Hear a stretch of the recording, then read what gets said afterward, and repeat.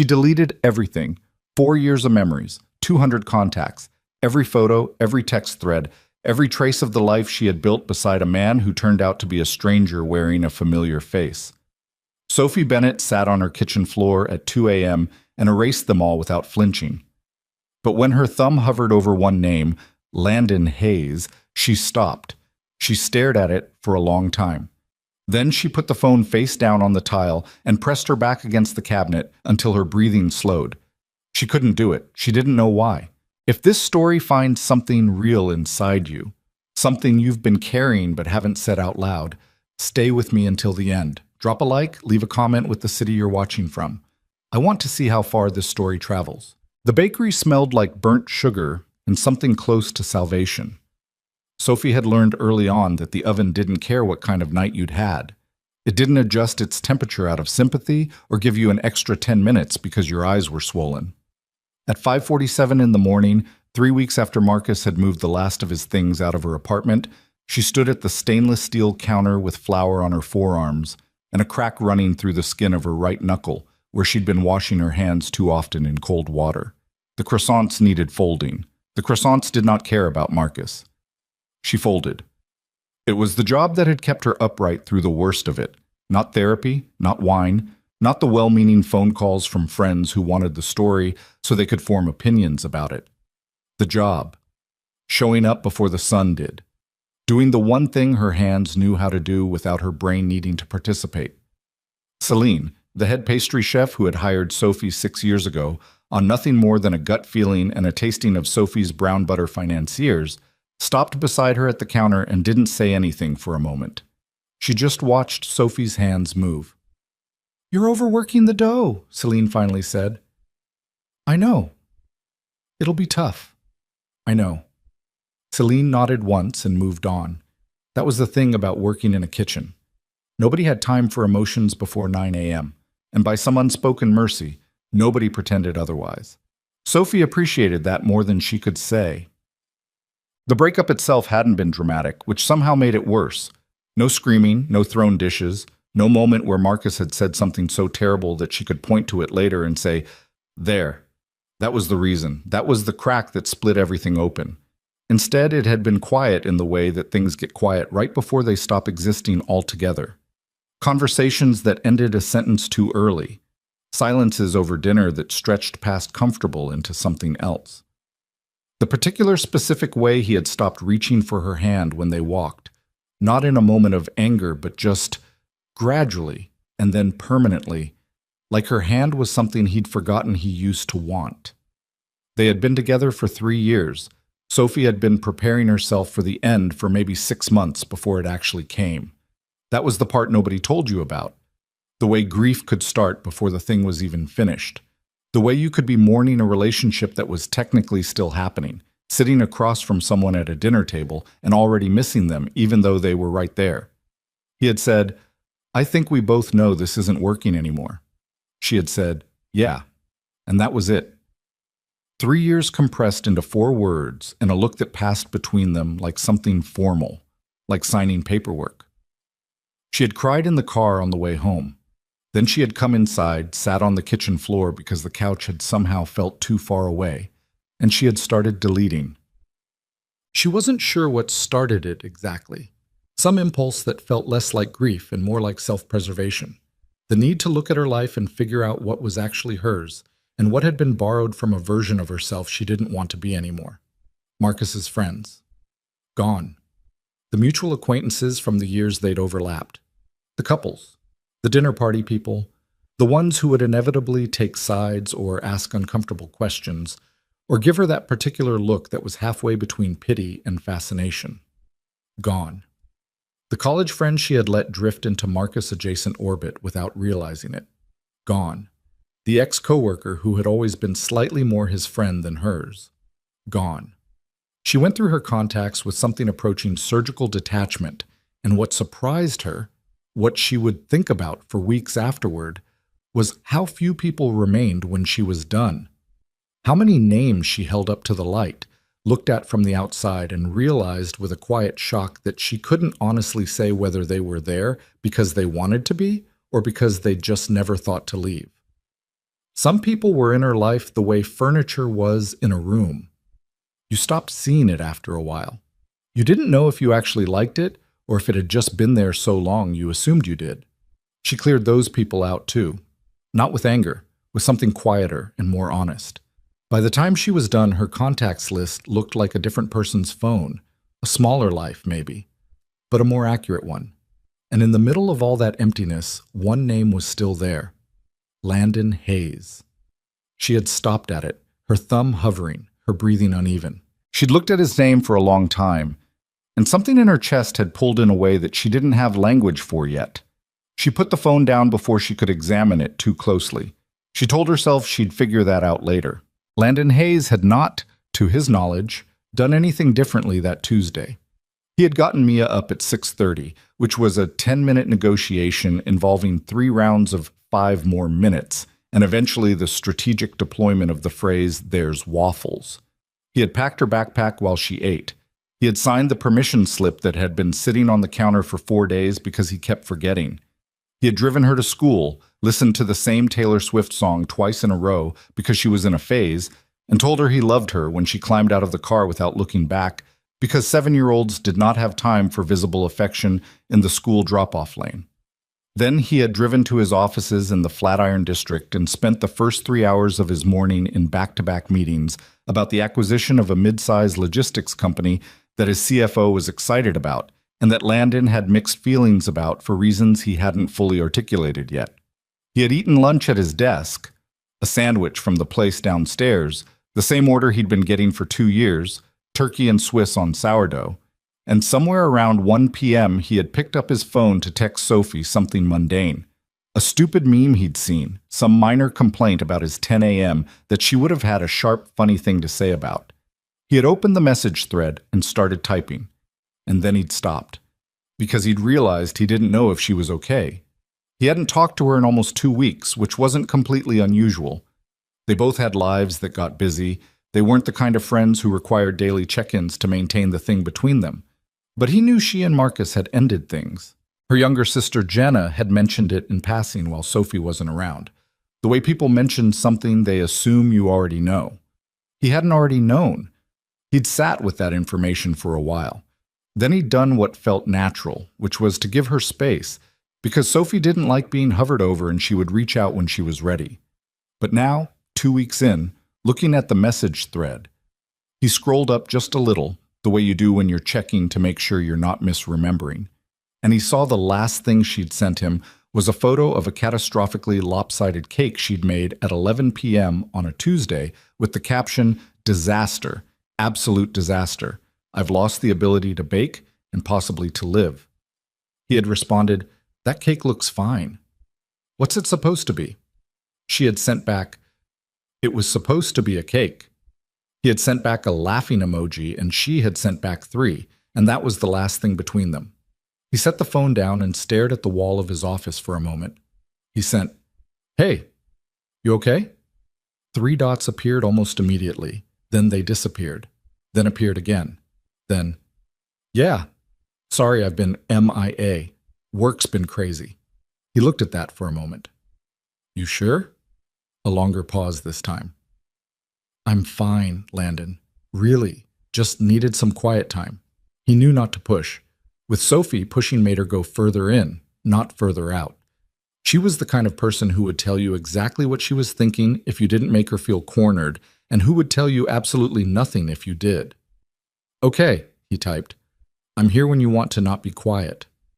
She sent back a single heart, small and red. The kind of thing that could mean 100 different things depending on who sent it and what was behind it. He put his phone away and went back to the logistics company acquisition and spent the next 40 minutes trying to figure out why he couldn't stop thinking about that heart. Dead. Landon Hayes, by most measurable standards, had too much going on to be this preoccupied with a text message. At 32, he ran a holding company with interests in commercial real estate, a tech infrastructure platform, and a recently acquired chain of urban co-working spaces that his team was in the middle of rebranding. The company had cleared $200 million in revenue the previous fiscal year.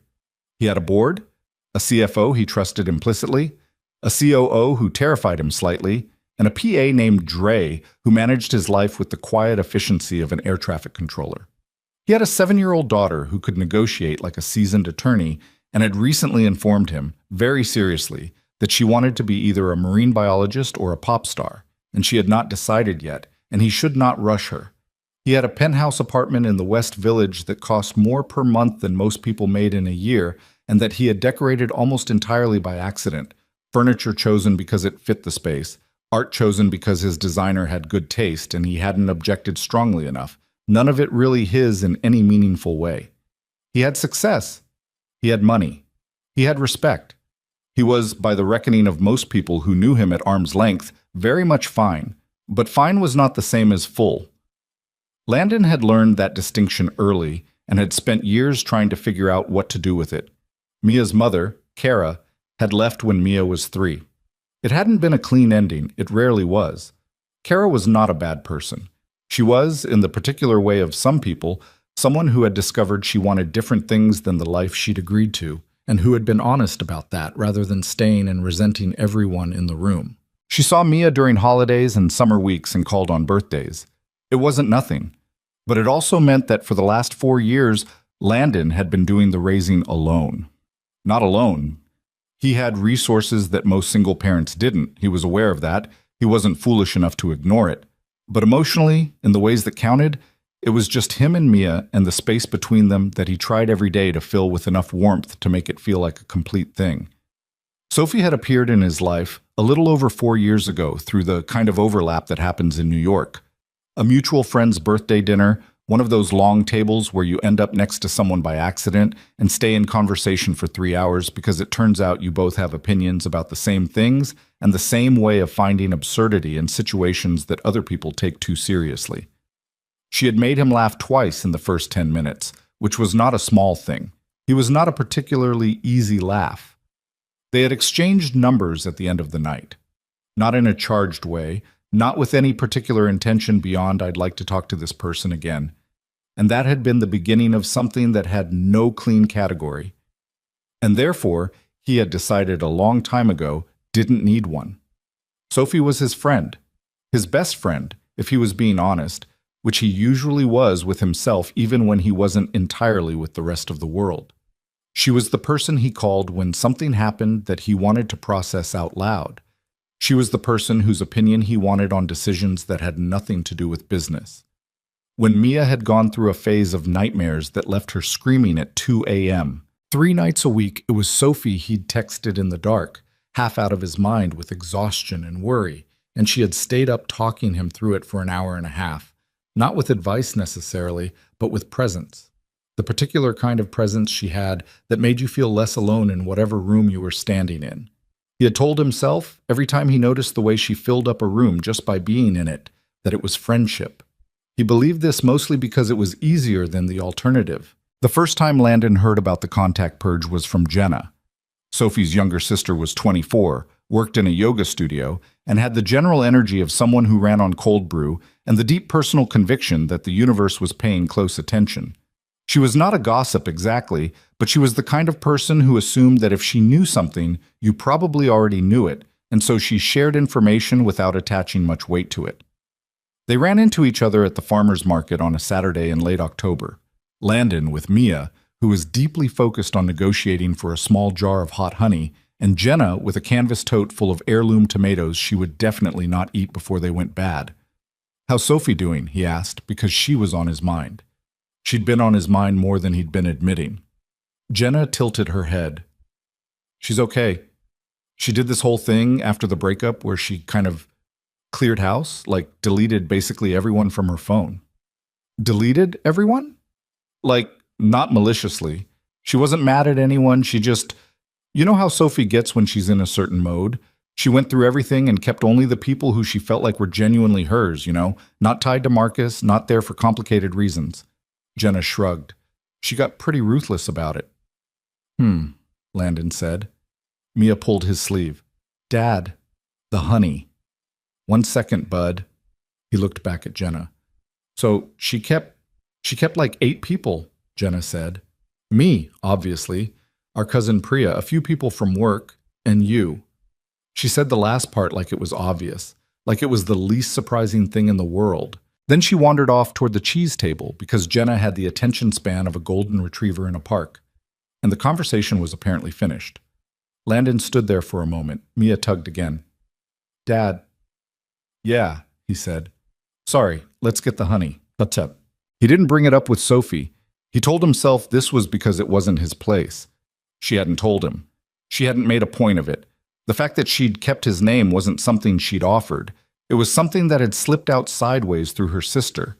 And the respectful thing, the thing a good friend would do, was to put it back in the drawer and leave it there. He was very bad at leaving it there. The information sat in the back of his mind the way a stone sits in your shoe.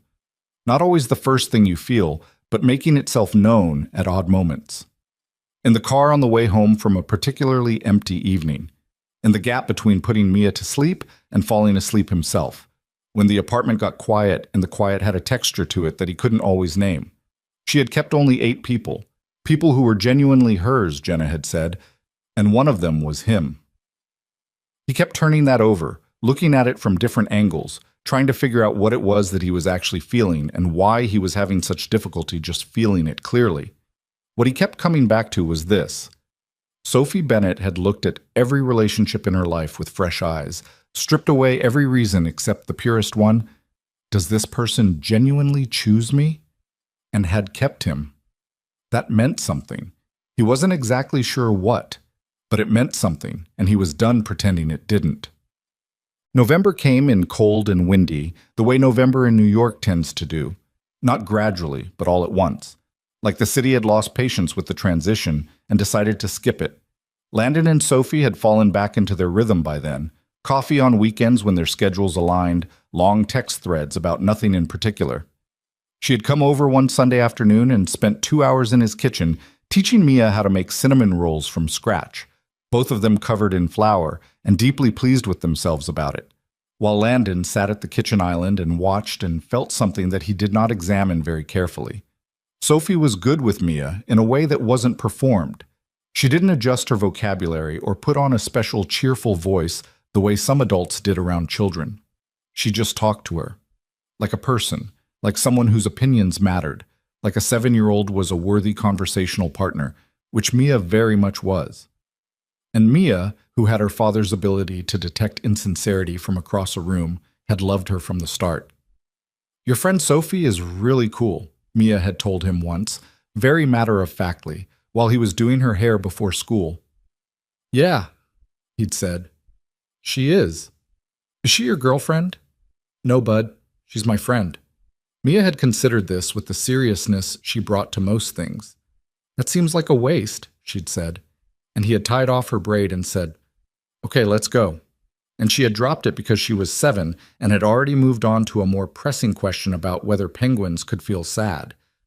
But he hadn't dropped it. Not really. He went to the bakery on a Wednesday. It was a Wednesday in mid-November, and he had not planned to go. He had a meeting at 4, a dinner with an investor at 7, a stack of emails that had been waiting patiently for his attention since Monday. The bakery was in the West Village, a narrow-fronted place called Loon that smelled the way all good bakeries smell. Warm and yeasty and sweet, in a way that wasn't cloying but felt like actual comfort, the kind that doesn't try. He had stopped in before, occasionally. It wasn't unusual. He knew Celine by name, and she knew his order, an espresso and whatever the day's special was, and sometimes he and Sophie would sit at the small table in the corner for 20 minutes before her shift ended and talk about whatever needed talking about. But that Wednesday he had come with something to say, and he hadn't fully admitted that to himself until he was already standing outside on the sidewalk, hands in the pockets of his coat, looking at the lit-up window. He went in. Sophie was at the counter, sliding a tray of something into the display case. She had flour on the sleeve of her chef's jacket, and her hair was up in that particular way she wore it at work. Not neat, just up, with pieces escaping in whatever direction they wanted. And she looked up when the door opened, the automatic customer greeting expression already starting to form on her face. Then she saw it was him. The expression softened into something genuine. That was the thing about Sophie's face. You could see the difference. The face she showed the world and the face she actually had. "Hey," she said, "I didn't know you were coming by." "I was in the neighborhood," he said. She looked at him. Sophie Bennett had a very particular way of looking at people when she didn't entirely believe what they'd just said. Not accusing, just perceptive, like she was filing the information away. Right, she said. The usual? Sure. He sat at the corner table. She brought over the espresso and a small plate with 2 madeleines on it, warm from the oven. She had a few minutes before she needed to start the closing tasks, and she sat down across from him with a cup of tea cradled in both hands, the way she always did when she needed warmth more than caffeine. They talked for a while about unimportant things. Something funny, Mia had said. A customer that week who had insisted that Sophie's croissants weren't as good as the ones from a bakery in Paris. A bakery, Sophie noted with great feeling, that she was relatively sure did not actually exist. Did you make that up? He asked. No, he described the street, very specifically, very wrongly. So he made it up? He absolutely made it up, and somehow that made it worse. Landon smiled. This was the thing about being with Sophie. There was always something to smile about, not because she manufactured cheerfulness or worked hard at being entertaining. It just happened. The way good bread just happened when the ingredients were right. He looked at his espresso for a moment. Can I ask you something? He said. You're going to anyway. Fair. He looked up at her. After the breakup, you deleted a lot of people. Her hands tightened slightly around the cup. Just a fraction. He noticed. Jenna, she said. Flat. Jenna, he confirmed. She mentioned it. Not like she wasn't trying to tell me anything. It just came up. Sophie was quiet for a moment. She wasn't looking at him. She was looking at the middle distance in the way she did when she was thinking and didn't want to be rushed through it. Yeah, she said finally. I did. You kept me. The words landed quietly in the space between them. Sophie looked at the table. Something moved across her face, a flash of something he couldn't read, something that was there and then gone. I kept 8 people, she said. I know. She still wasn't looking at him. Sophie. He kept his voice even. Why did you keep me? For a long moment she didn't say anything. Then the corner of her mouth pulled up. Not a full smile, just the start of one, the particular kind of half smile she wore when she was feeling something she wasn't ready to say out loud. Her eyes flicked up to his briefly, and then away. The madeleines are better today, she said. The butter to flour ratio, Sophie. I'm just saying. I noticed. She stopped. She looked at him then, really looked at him. And in the several seconds that passed while neither of them said anything, Landon thought he could see it. Whatever it was she'd been not saying, it was right there at the surface of her, close enough to touch. Then she exhaled and looked away. It's late, she said. I've got closing stuff. He didn't push. He finished his espresso. She walked him to the door. They hugged the way they always hugged. Her arms around his middle, his around her shoulders, the kind of hug that had always felt to him like arriving somewhere. Text me when you're home, she said. I will. He stepped out into the cold. On the sidewalk, before he'd taken 5 steps, he stopped. He stood there for a moment with the November wind doing what November wind does, and he thought about the smile, the half smile, the way her hands had tightened on the cup. He thought about a lot of things standing there on that sidewalk, and he made a decision not about what to do with any of it, but simply about what he was finally willing to admit to himself. He'd been choosing her, too, for 4 years, quietly, in every small way that didn't require naming. He had been choosing her. The first person he wanted to tell good news to, the voice he wanted in his ear when something went wrong, the one presence that made his very large, very expensive, very empty apartment feel like it could be a place where someone actually lived. He'd been calling it friendship. He didn't think that was quite right anymore. He texted her when he got home. She sent back a thumbs up. He sat on the couch for a long time after that, the apartment quiet around him, Mia asleep down the hall, the city doing its nighttime thing outside the tall windows. He thought about a smile he couldn't stop thinking about. And he thought, I have to say it.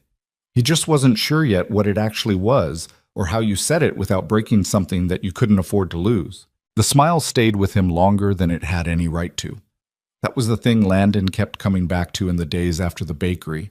Not the conversation itself, not even what Sophie hadn't said, but the specific quality of that half smile. The way it had appeared and disappeared so quickly, like something that had slipped out before she could catch it. He'd seen Sophie smile 1,000 times. He knew her whole catalog, the loud laugh she got when something genuinely surprised her, the flat, unamused expression she wore when someone said something stupid but expected credit for it, the soft, distracted smile she had when she was thinking about something else entirely, and her face just did whatever it wanted. This one had been different. He couldn't explain exactly how. He just knew it. He went about his week. Meetings, calls, a site visit to one of the co-working spaces in Midtown that was underperforming in a way his team hadn't fully diagnosed yet. He picked Mia up from school 3 out of 5 days and listened to detailed reports on the social dynamics of second grade, which were, by any objective measure, more politically complex than most boardrooms he'd sat in. He ordered Thai food on Thursday night and watched half a documentary about deep-sea fish that Mia had specifically requested and then fallen asleep 20 minutes into, so he watched the other half alone, which was fine. That was usually fine. What was not fine, in a small and persistent way, was the continued presence of that smile in the back of his head. He texted Sophie on Friday. Normal things. She responded normally. They made vague plans for the following weekend, maybe a walk in the park, if the weather broke. Maybe Mia's current obsession with the Natural History Museum. Normal, easy, the same comfortable rhythm they'd had for years. And yet, he kept thinking about what Jenna had said at the farmer's market. She kept only the people who were genuinely hers. He kept thinking about the way Sophie had looked at him in that moment right before the smile. The almost look, the one that didn't quite land before she pulled it back. He was not a man who spent a lot of time in the territory of uncertainty. His professional life had been built on the opposite, reading situations clearly, making decisions with available information, accepting the outcome. He was not perfect at it, but he was practiced. He could sit with a problem and turn it over until it gave him something he could use. Sophie Bennett was not giving him anything he could use.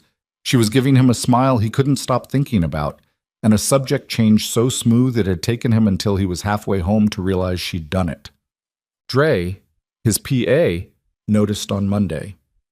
Dre was 29, frighteningly organized, and had been working with Landon for 3 years, which meant he had developed an almost clinical ability to read Landon's moods from small signals. A slight pause before answering, the way he held his coffee cup, whether he was actually reading the documents on his desk or just looking at them. "You're distracted," Dre said, setting a stack of folders on the desk. "I'm thinking." "You're distracted," Dre repeated, pleasantly, but without modification. Landon looked up. "Is there a difference?" "When you're thinking, you look at the thing in front of you. Right now you're looking at the wall." Landon looked at the wall. He was, in fact, looking at the wall. "I'm fine," he said. "Absolutely," said Dre, in the tone of a person who had just filed something away for future reference. "Your 3 o'clock pushed to 4. Do you want the Goldman call before or after?" "Before." "Before," Dre confirmed and left. Landon looked at the wall for another moment. Then he pulled out his phone and stared at Sophie's name in his contacts and thought about all the things he hadn't said in that bakery and put the phone face down on the desk. He would figure it out. He always figured things out eventually. He just needed more information.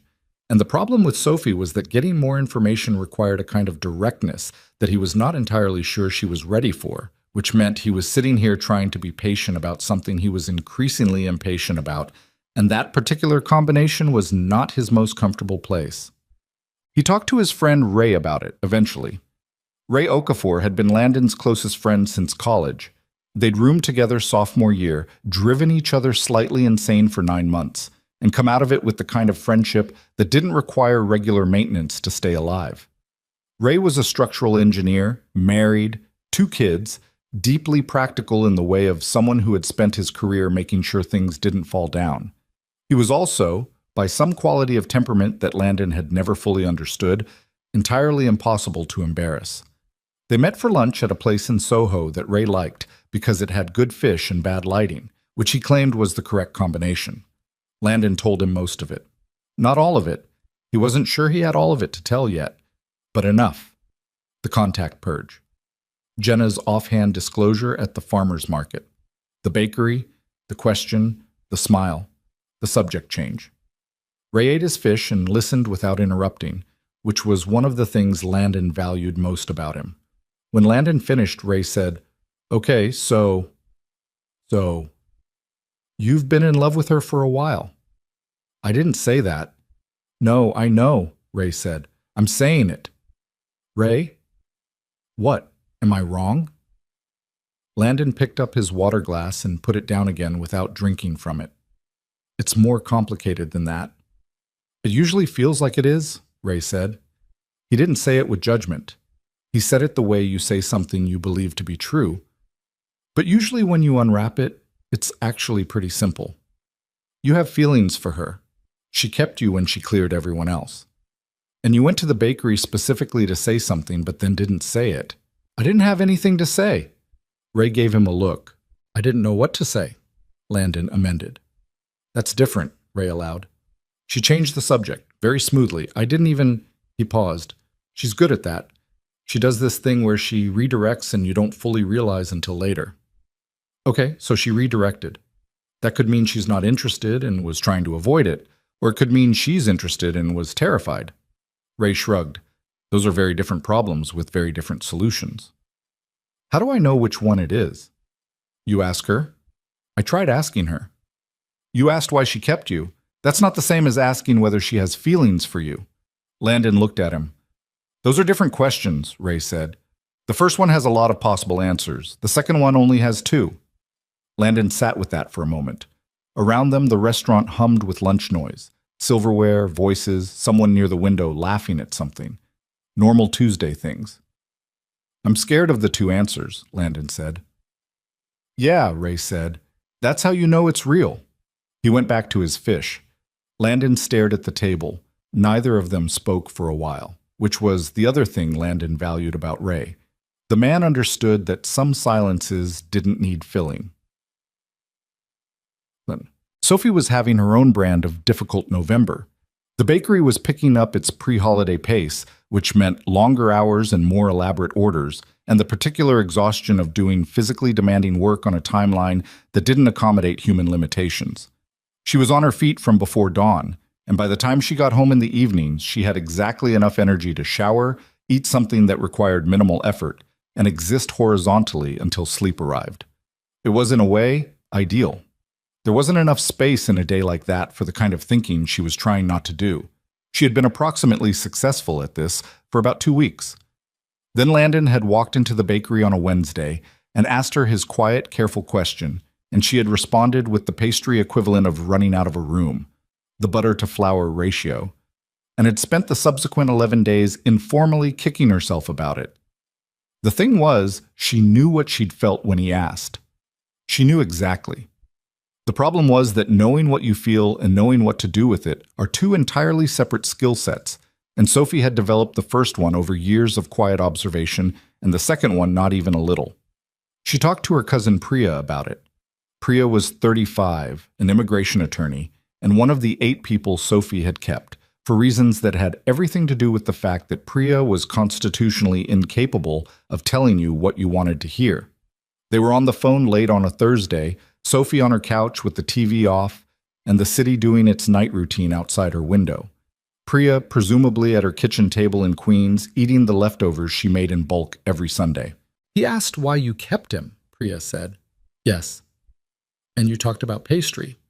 "I mentioned the—" "You talked about pastry." "Priya." "Sophie."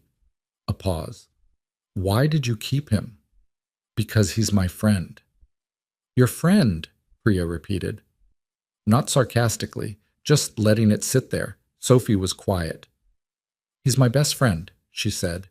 And even as she said it, she could hear how that sounded. The way best friends sometimes functioned as a place to put something when you didn't have better words for it, or when the words you had were too heavy to pick up. "Okay," Priya said. "Let me ask you something else. When something good happens to you, like actually good, a great day at work, something you're genuinely proud of, Who's the first person you want to tell? Sophie didn't answer. Hmm? Priya said. That doesn't prove... I didn't say it proves anything. I'm asking a question. Sophie looked at the dark TV screen. Outside, a siren went by, the particular Doppler pitch of New York at night. She'd lived in this city long enough that she didn't hear it most of the time. Tonight she heard it. Landon, she said quietly. He's the first person I want to tell. And when something goes wrong, she didn't answer that one either. Right, Priya said. It's complicated, Sophie said. He has a lot going on. He's raising Mia alone. He runs this whole company. He doesn't need me dropping something like this on him when he's just being a good friend. What if it ruins everything? What if I say it and it's not? What if it's just me and I misread it, and then we can't go back? All of that is possible, Priya said. That's not comforting. I'm not trying to comfort you. I'm trying to be accurate. Another pause. But here's what's also possible. He walked into your bakery specifically to ask you something he didn't get from Jenna or anyone else. He showed up, and the question he asked wasn't casual, Sophie. He wasn't making conversation. He wanted to know. Sophie pressed her palm flat against the cushion of the couch. Cold fabric, solid, real. I got so scared, she admitted. Quietly, like it was harder to say out loud than she'd expected. I know, Priya said. The last time I thought something was solid, I know. Marcus wasn't... She stopped. She didn't want to talk about Marcus. She was tired of having Marcus occupy any portion of her thinking. It's just, Landon is the one person I kept. The one. And if I get that wrong, I don't have a contingency. There's no backup. He's too important. Yeah, Priya said. That's usually how you know. There was a particular quality to the silence that followed. Not empty, but full of things neither of them needed to say. What do I do? Sophie said finally. Nothing yet, Priya said. You don't have to do anything yet. Just stop pretending you don't know what you feel. That's the first step. The rest figures itself out. Sophie didn't entirely believe that. The rest had a way of not figuring itself out without some degree of intervention. But she took the first part, stop pretending, and held it. She was already bad at pretending. She'd just been doing it anyway. December brought the snow early. Not the pretty kind. Not the postcard silent snowfall that made the city look like something from a dream. The first snow of that year was slushy and gray and turned the sidewalks into an obstacle course, and everyone in Manhattan walked with the particular irritated posture of people who had known the snow was coming and were still somehow annoyed by it. Sophie worked through a Saturday morning rush that left her standing at the counter for 4 hours without a break. Holiday orders had ramped up. Elaborate layer cakes, custom pastry boxes. The kind of work that was satisfying in the way hard physical labor was satisfying but left you too tired to feel much of anything by the time it was done. She was doing inventory in the back at around 2 in the afternoon when Celine appeared in the doorway. There's someone out front for you, she said. I'm in the middle of... It's Landon. Sophie looked up from the clipboard.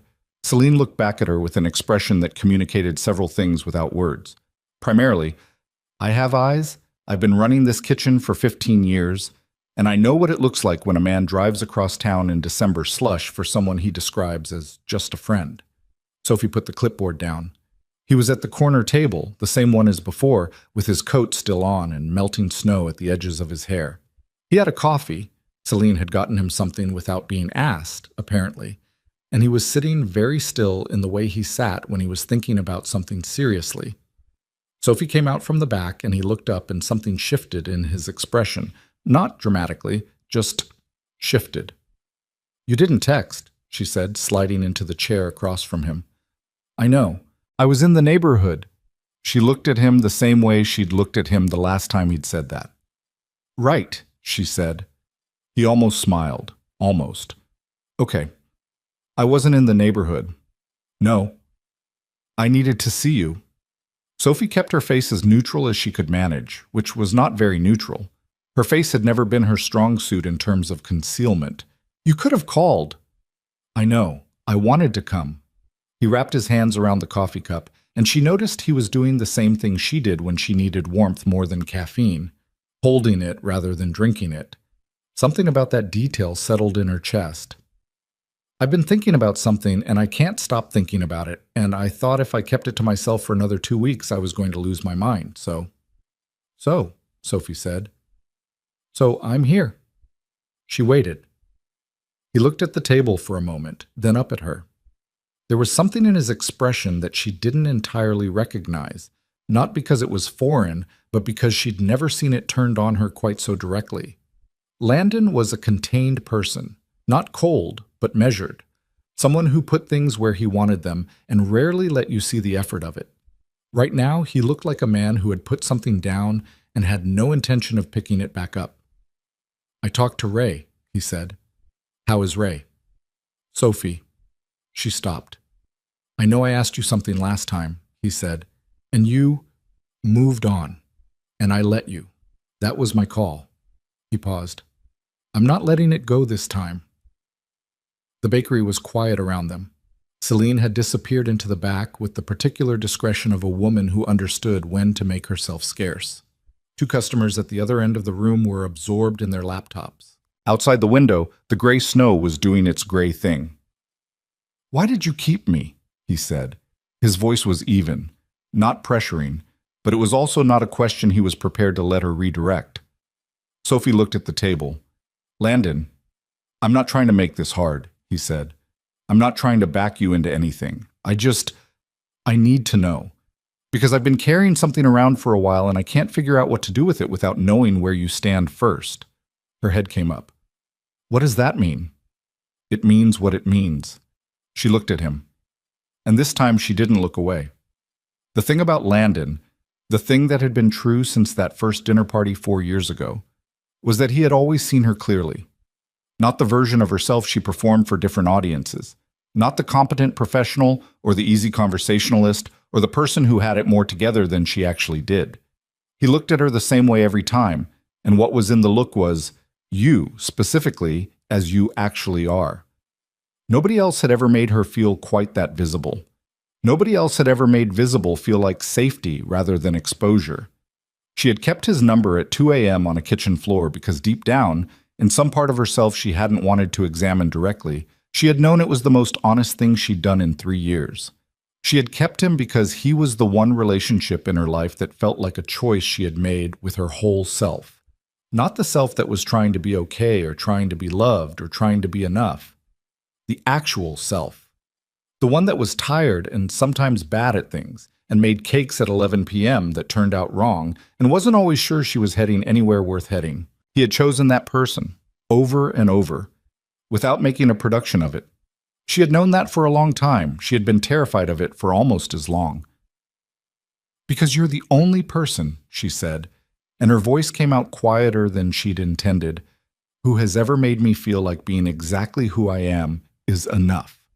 Not like you're doing me a favor, just you never looked at me like I was a project or a problem or something that needed fixing. She paused. You just looked at me like I was Sophie. Landon was very still.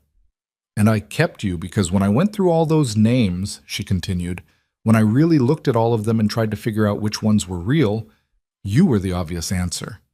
You were so obvious it almost scared me. The quiet between them was different now. It had weight to it. Almost, he said. She exhaled a short, half-broken laugh. Okay, it did scare me. Present tense. Why? Because I don't have a backup, Landon. She pressed her palms flat on the table.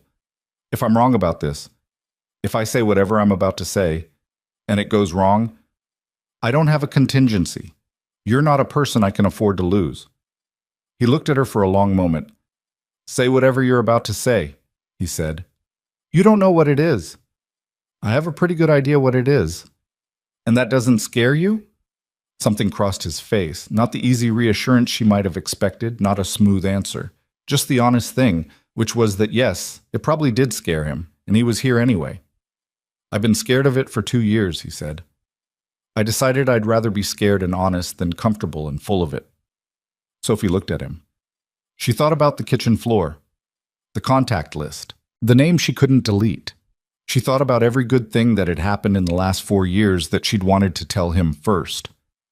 Every bad thing she'd gotten through more easily because he was on the other end of a phone. Every Sunday morning in his kitchen, every stupid meme thread, every conversation that had lasted 2 hours longer than either of them planned, because neither of them had wanted to stop. She thought about Mia saying that seems like a waste with the devastating clarity that only children managed. I think I've had feelings for you for a long time, she said. Not easily, not cleanly, like something being said out loud for the first time after a long time of being said only in the privacy of her own chest. And I'm terrified of that. I'm not someone who's been sitting here confident about this. I've been a mess about it. But I think it's you. I think it's been you for a while. The words sat there between them on that small corner table in the quiet bakery, in the December gray, with the city making its noise outside the window. Landon reached across the table and covered her hand with his. Not dramatically, not with any particular declaration. He just put his hand over hers, and she felt every one of her heartbeats with an unusual amount of clarity, and neither of them said anything for a moment, and that was fine. Some things didn't need immediate narrating. Okay, he said. Okay? She repeated. Okay. He didn't move his hand. I've wanted to tell you something for about 2 years, and I kept not doing it because I was doing this. He gestured with his free hand, a gesture that somehow communicated the whole thing, all of it, the overthinking and the not saying it and the pretending it was fine, and I'm done doing that. What did you want to tell me? That I think about you more than anyone else, that you're the first person I want to call, that I have been calling what we have friendship because that's the word I had, but I don't think it's been just friendship for a long time. Not for me. She looked at him. And I know we're standing at something, and it could go either way, he continued. And I know what's at stake for both of us, and I'm not asking for anything tonight except for you to know that it's real. What I feel. It's real, and it's been real for a while, and I thought you should know. Sophie's eyes were doing something she was going to be mildly mortified about, but not enough to look away. You drove across town in slush, she said. I did. For this. For this. She laughed then, a small, unsteady thing, with more relief in it than humor. Her hand turned over under his, and her fingers linked with his, not tentatively, but the way you hold something when you don't want it to go anywhere. You could have called, she said. I wanted to see your face. She looked at him. He looked back. Outside, the slush kept doing what slush does. Inside, nothing was exactly resolved, and several things were more complicated than they'd been this morning, and both of them knew it. But something had been said out loud. Something that had lived in the space between them for a long time had been given its actual shape. It was a beginning. Landon didn't let go of her hand. She didn't let go of his. And they sat there in the quiet of the bakery while December happened outside, both of them carrying something that felt, for the first time in a long time, like it was going somewhere real. They didn't kiss that night. Landon held her hand across the small bakery table until the light outside the window had gone from gray to dark. And then Sophie had a closing shift to finish, and he had a daughter at home with a babysitter who charged by the hour. And so they'd stood up and put on their coats and walked to the door together, the way they'd done 100 times before, except that nothing about it felt the same as any of those 100 times. He'd paused at the door. She'd paused with him. So, she said. So, he said. They looked at each other in the particular way of two people who have just said something irreversible and are still taking stock of the territory they've walked into. I don't know exactly what this is yet, Sophie said. Carefully. Not pulling back. He could feel the difference, but honest in the way she was always honest when she wasn't scared enough to be otherwise. I know what I said. I meant it. I don't want to rush into something and have it become a thing before we've figured out what the thing is. That's fair, Landon said. You're not... She studied his face. You're not offended? No? And he meant it. He had spent 2 years not rushing. A little longer wasn't going to break him. I'd rather do this right than do it fast. She exhaled, and in the exhale was something that looked like relief, which told him that she'd been holding that breath since before she said it. "Okay," she said. "Okay." He stepped out into the cold. The slush had frozen over in the time they'd been sitting inside, turning the sidewalk into something requiring careful navigation. He made it half a block before his phone buzzed. "Sophie, drive safe." The sidewalk in front of the bakery is a liability lawsuit waiting to happen. He stood in the frozen dark and smiled at his phone like an absolute fool. "Landon. Noted. I'll send you the medical bills." "Sophie, I have a croissant budget, not a medical bill budget. Please be careful."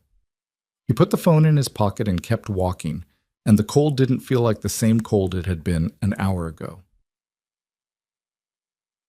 The next 3 weeks were the strangest of his recent life, which was saying something given that his recent life had included a 7-year-old informing him that she'd decided penguins were probably the most emotionally intelligent animal, and could they get one? He and Sophie were something. Not yet what they'd admitted to each other, but no longer what they'd been before. The text threads continued. The weekend plans continued. But underneath all of it now was a current that hadn't been there before, or rather, had been there, but unnamed. Naming it had changed the weight of everything. He noticed it in small ways. The way a conversation could suddenly develop a charge from nowhere, two people talking about nothing important, and then a pause that lasted a beat too long. And in that beat, everything said and unsaid pressing against the surface of the moment. The way she'd started doing this thing where she'd look at him and then look away a half-second faster than she used to, and he recognized it because he'd been doing the same thing for 2 years. What they hadn't done was talk about the actual shape of it, where it was going, what they both wanted. Those questions sat at the edge of every interaction like patient strangers waiting for an invitation in. Landon wasn't sure who was supposed to open that door, or when. He had told her he'd rather do it right than fast, and he'd meant it, but he was also not a patient man by nature. He'd become a patient man through practice and considerable effort, the way some people became runners. Not because it came naturally, but because they'd decided the alternative was worse. He kept the patience. He also kept a running count, which he'd never have admitted to anyone, of the days since the bakery. Mia noticed something was different before he told her anything. She was 7, but she had her father's eyes in the observational sense, the particular quality of attention that registered details and filed them without announcing itself. She'd picked it up somewhere in the years of being a kid who paid close attention to the adults around her, the way children do when they're trying to make sense of a world that doesn't explain itself. They were at breakfast on a Saturday morning, 12 days after the bakery, when she looked up from her cereal and said, "Are you happy?" Landon looked up from his coffee. "What?" "You seem like you're in a good mood, like different than normal." "I'm always in a good mood." She gave him a look that was so specifically Sophie's look, that flat, unimpressed, "I know what you're doing" look, that it almost startled him. Mia had never met Sophie long enough to pick it up consciously. Maybe some expressions were just universal. "You're on your phone more," Mia said. "You're smiling at it." "I'm not." He stopped. He was, in fact, on his phone more. And he was, in fact, occasionally smiling at it. "I'm just busy." "With Sophie?" He set the coffee down. "Why would you say Sophie?" "Because you always text her." She said this very matter-of-factly, spooning up cereal. "And she texts back fast. I've seen it." Landon was having the experience, not for the first time, of being more thoroughly interrogated by a second grader than by most adults. "Sophie and I are friends," he said. "Good friends. You know that." Mia considered this with the particular seriousness she brought to most things. "Do you like her like more than a friend?" "Mia, I'm asking." "I can see that." She waited. She was remarkably good at waiting for a 7-year-old. He'd always suspected she'd gotten that from her mother, who could outwait anyone in a conversation. "Things are complicated," he said finally, which was something he'd promised himself he'd never say to her because it was the kind of answer that communicated nothing except that the adult didn't want to talk about it. "We're figuring some things out." Mia nodded slowly, processing. "But you like her." He looked at his daughter for a moment. her cereal spoon suspended, her expression somewhere between curious and genuinely invested, the way she looked when she was trying to understand something she thought mattered. "Yeah," he said, "I like her."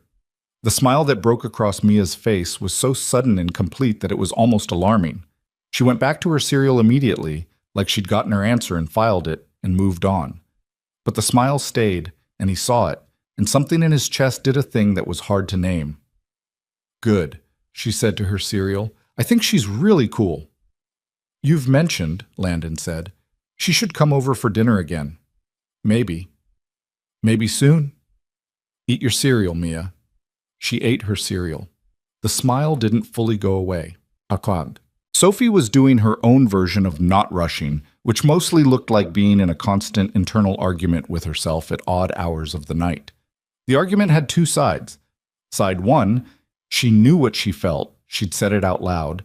Landon had said his version back. This was a real thing that deserved to be treated like a real thing. Side two, she had been wrong about real things before. She had believed in something solid and watched it turn out to be nothing. She had spent 3 years building a life beside someone and walked away from it with the hollow, specific feeling of a person who hadn't really known the person they were with. She was aware these two things were not the same situation. She was aware Landon was not Marcus. She didn't need that spelled out. The ways in which they were different were numerous and obvious, and she'd been cataloging them, partly without meaning to, for 4 years. Marcus had looked at her the way people look at something they've stopped really seeing, with a kind of absent familiarity, the way you stop seeing the painting on the wall because it's been there too long. Landon looked at her like she was something worth paying attention to, and not in a way that felt like performance. She had learned to tell the difference. But the scar tissue from a long ending didn't care about logic.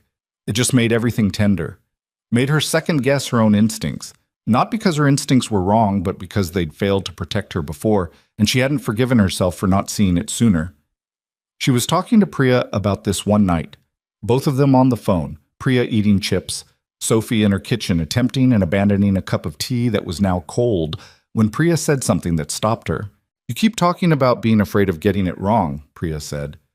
"But can I point out that you've actually already done the hard part?" "What do you mean?" "You've been choosing him for 4 years, Sophie, without a label, without a guarantee, without knowing he felt the same way. You chose to trust him with your actual self. Not the version of you that was performing okay, but the real one. You did that over and over." A pause, the rustle of the chip bag. "That's the terrifying part. That's already done. The rest is just saying it out loud, which you already did." Sophie was quiet for a moment. "You're annoyingly good at this," she said. "I know. I'm also right." "You're also right," Sophie admitted. "I'm aware." She went to sleep that night with something slightly looser in her chest than had been there in the weeks before. Not fully open. She didn't think she was fully open yet. Didn't think she'd get there before something had happened that made it feel safe. But loosened. The way a knot loosens before it comes undone. The something that happened was a Tuesday. It was the 3rd week of December, and the city had the particular energy that December in New York develops when the holidays are close enough to feel, but not so close that the stress has eclipsed the charm. The storefronts along Sophie's block in the village were lit up in a way that looked genuinely pretty rather than commercial, which was a narrow window of time that Sophie always tried to notice before it passed. She was walking home from the subway after a long shift, coat up against the cold, her bag over one shoulder with the weight of a day in it. She was thinking about nothing in particular, the exhausted static of someone who has stood on their feet for 9 hours and run out of specific thoughts somewhere around hour 7. Her phone rang. It was Landon. She almost didn't pick up. Not because she didn't want to talk to him. She always wanted to talk to him. That was the whole problem and also the whole point. But because she was tired and cold and not sure she could be a fully functional human being in a conversation right now. She picked up. "Hey," she said. "Hey." He sounded off, just slightly. A note that wasn't quite right. "You off work?" "Just left. Walking home." "What's up?" A pause. Short, but there. "Nothing. I just..." Another pause. "I had a weird day." Sophie adjusted the bag on her shoulder. Tell me about it. No, you sound tired. It can wait. Landon, tell me. He did. The logistics company acquisition his CFO had been pushing, the one he'd had mixed feelings about for reasons he couldn't articulate, had hit a wall. Not a deal breaker, but a complication that required unwinding a piece of the structure they'd spent 2 months building, and the COO had a strong opinion about how to unwind it that Landon didn't fully agree with but couldn't definitively counter. And he'd been sitting with that particular brand of professional discomfort all afternoon. The kind where you know something is wrong, but you can't point to exactly what, and everyone around you is moving fast and you're the one who needs to say slow down, but you can't explain precisely why. He talked for a while. She walked and listened. She asked one question about the specific piece of the structure that was complicating things, not because she was a business person or understood the full context, but because she was interested and she'd been listening carefully.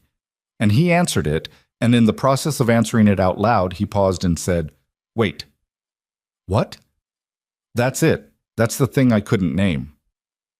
He went quiet for a moment, the particular quality of quiet that meant he was thinking hard. The liability sits on the wrong side of the acquisition. If the structure stays as is, we're holding exposure that should belong to the seller, and everyone's been looking at the revenue numbers and not at where the liability lands. "I have no idea what any of that means," Sophie said. "It means I was right to feel wrong about it, and now I know why." He exhaled. She could hear the difference, the specific sound of someone releasing something they'd been carrying. "Sorry, I know that made no sense." "You figured it out," she said. "I figured it out." "Good. I figured it out by talking to you." "You figured it out by talking," she corrected. "I was just here." "Sophie." His voice had shifted, lower, more direct. "You were not just here. You never are." She stopped walking. She was standing on the corner of her block, the cold doing its work, the lit-up storefronts throwing orange and white light across the pavement, and she had stopped because something in his voice had landed in the middle of her chest, and she needed to be still for a second to let it be there. "Landon," she said. "I know," he said. "I know what I said about not rushing. I'm not trying to rush, I just—" He stopped, started again. "Can I come over?" She looked at the lit-up window of the apartment building across the street for a moment. "I'm a mess," she said. 9 hours in a kitchen. I don't care. I literally have flowers somewhere, still, on my— "Sophie, can I come over?" She was quiet for a beat. "Yeah," she said. "Come over." He arrived 40 minutes later, which was how long it took to get across the city in December traffic.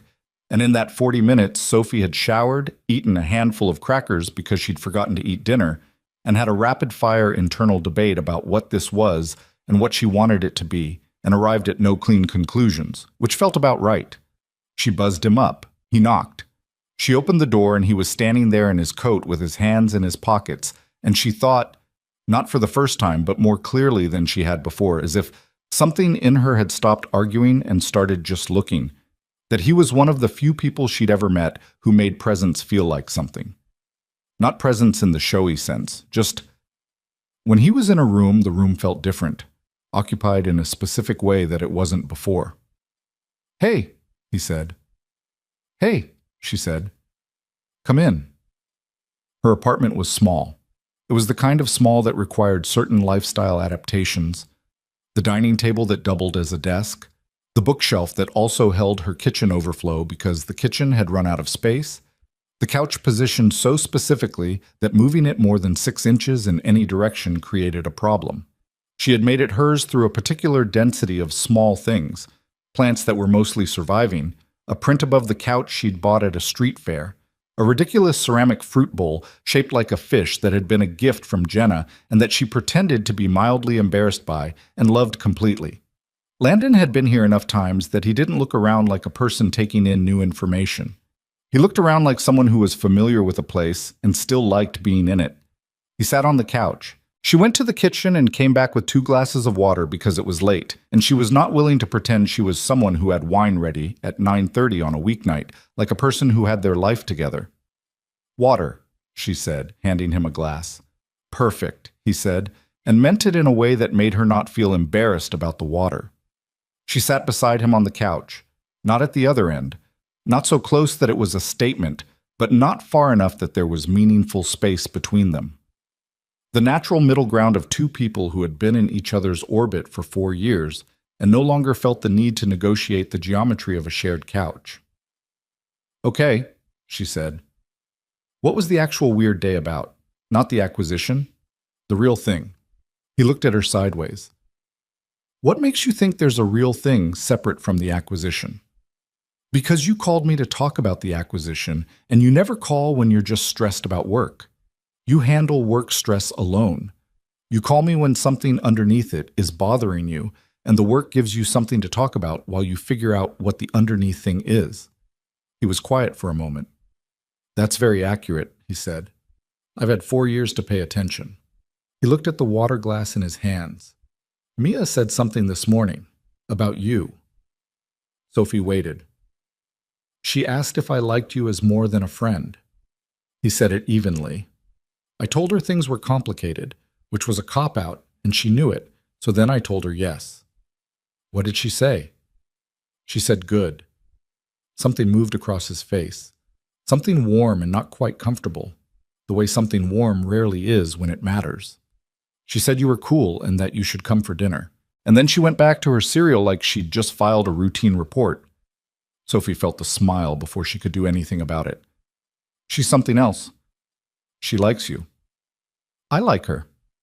I know you do. He paused. Sophie, she doesn't warm up to people like that. She's friendly. She's fine with people. But she doesn't actually let people in.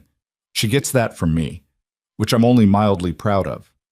He finally looked up from the glass. She lets you in, every time, without any effort on your part. She just decided you were safe, and she's been operating on that since pretty much the first time you met. Sophie understood, not for the first time, that Mia was not a small thing in this conversation, that what Landon was telling her was layered, not just about a 7-year-old who liked her, but about what that 7-year-old's judgment meant to him, about what it meant to be a person who had been raising his daughter alone for 4 years and was now talking about something that would affect not just his life, but hers. She's important, Sophie said. She's everything, he said quietly. I know. She put her water glass on the coffee table, turned to look at him. Landon, I want you to know that I understand what this means, what it would mean. She's not a complication to me. She's part of this. She's part of why... She stopped, tried to find the right way in. She's part of why you are who you are. And who you are is the whole reason we're sitting here. He looked at her for a long moment. What are we doing? He said. Not helplessly, just asking, the way you ask when you genuinely want the answer and trust the person to give it to you. I think we're sitting in the part right before something, Sophie said, where everything is still uncertain, but you've already decided to walk toward it anyway. Have you decided that? I'm sitting here at 9:30 on a weeknight with flour probably still somewhere on my person. What do you think? He laughed. It was the real laugh, the one that didn't happen as often as she'd have liked, the one that came from somewhere genuine and made him look younger by about 5 years. You look fine, he said. You can't even tell in this light. I could tell, and I'd still think you looked fine. She looked at him. The lamplight in her small apartment was the kind of warm that made everything look softer than it maybe was, and she was aware of that, but she also thought there was something real in what she was seeing. A man who had driven across the city in December, slush 3 weeks ago, because he needed to say something to her face, who was now sitting on her couch at 9:30 at night because a weird day had made him want to be where she was. She had spent years being overlooked, not cruelly, just not seen. The way you can coexist with someone and have them never actually look at you. She had learned to move through that invisible, taking up as little space as possible, trying not to want more than was being offered. Landon had never once made her feel invisible. 4 years. Not once. Okay, she said. Okay, what? Okay, I've decided. She looked at him directly. I'm walking toward it. Something in his expression went very still, the way it did when he was feeling something he hadn't planned for. Yeah? He said. Yeah. She held his gaze. I'm still scared. That doesn't go away. I'm not going to pretend I'm not, because you know me well enough to know I'd be lying. I know. But I'm more scared of the alternative, she said, of being in my kitchen at 2 a.m. 10 years from now and thinking about the conversation I didn't finish on a December Tuesday because I was too careful. He reached over and took her hand. Not dramatically, just covered it with his, the way he'd done in the bakery, like it was a natural thing that had always been possible, and they'd just needed to get here. I don't want to be anyone's risk management, he said. I don't want you to choose me because you calculated the odds. I want you to choose me because you want to. I want to, she said, simply. He looked at her for a moment. Then he leaned forward and kissed her. It was not a perfect first kiss. Her nose bumped slightly against his cheek, and she made a small sound that was halfway between embarrassed and amused. And he pulled back a little, and they were both looking at each other from very close range, and the situation was undeniably slightly awkward, and also somehow exactly right. Sorry, she said. Don't be. I'm out of practice. Me too. He was smiling. Up close, the smile was different, less guarded than the version he showed the rest of the world, more like the thing underneath it. We can be bad at this together. Terrible idea, she said. I've had a few. She kissed him again. It went better this time. Not because it became something out of a movie. It didn't. It was still a little awkward, both of them slightly unsure of the geometry in the lamplight of her small apartment, but because they were both present for it, both aware of the weight of it, both not pretending it was smaller than it was.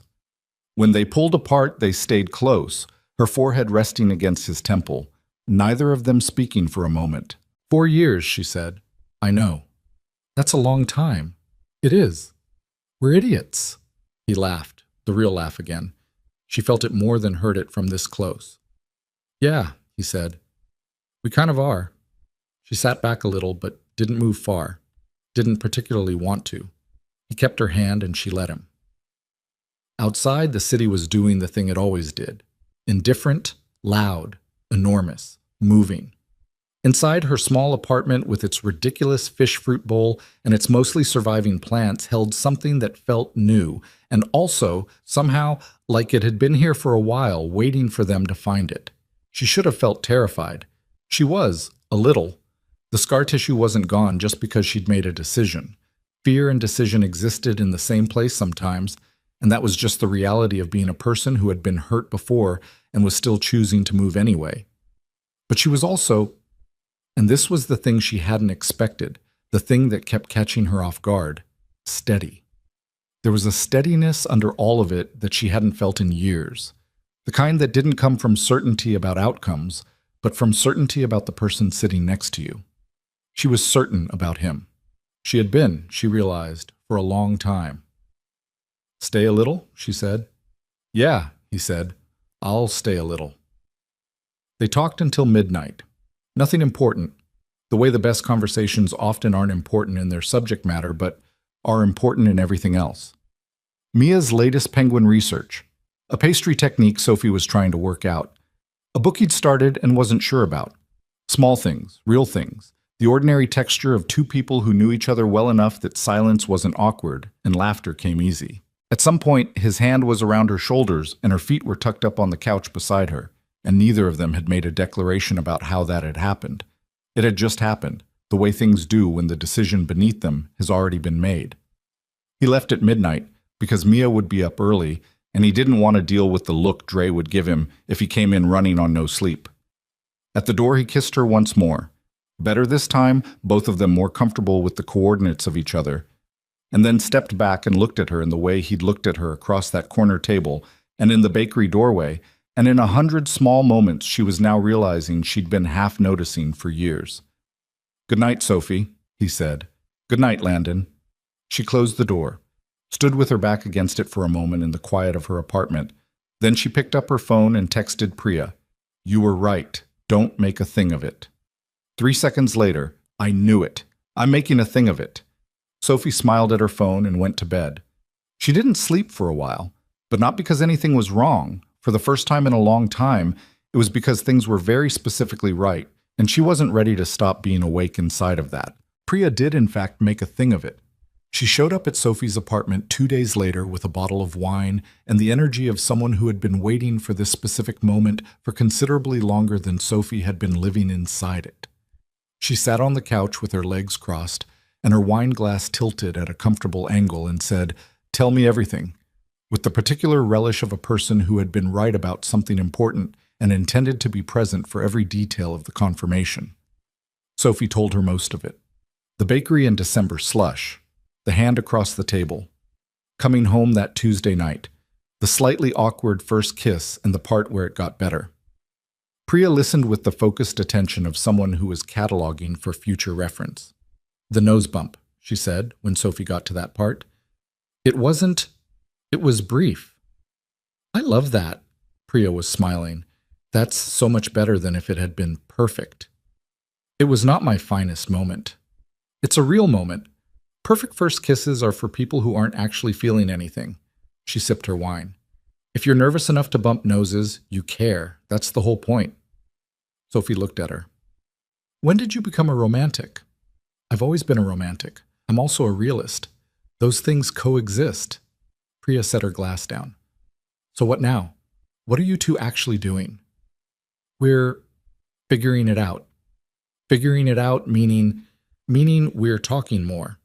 Seeing each other, not putting a label on it yet because neither of us wants to rush and make it into a thing before it knows what it is.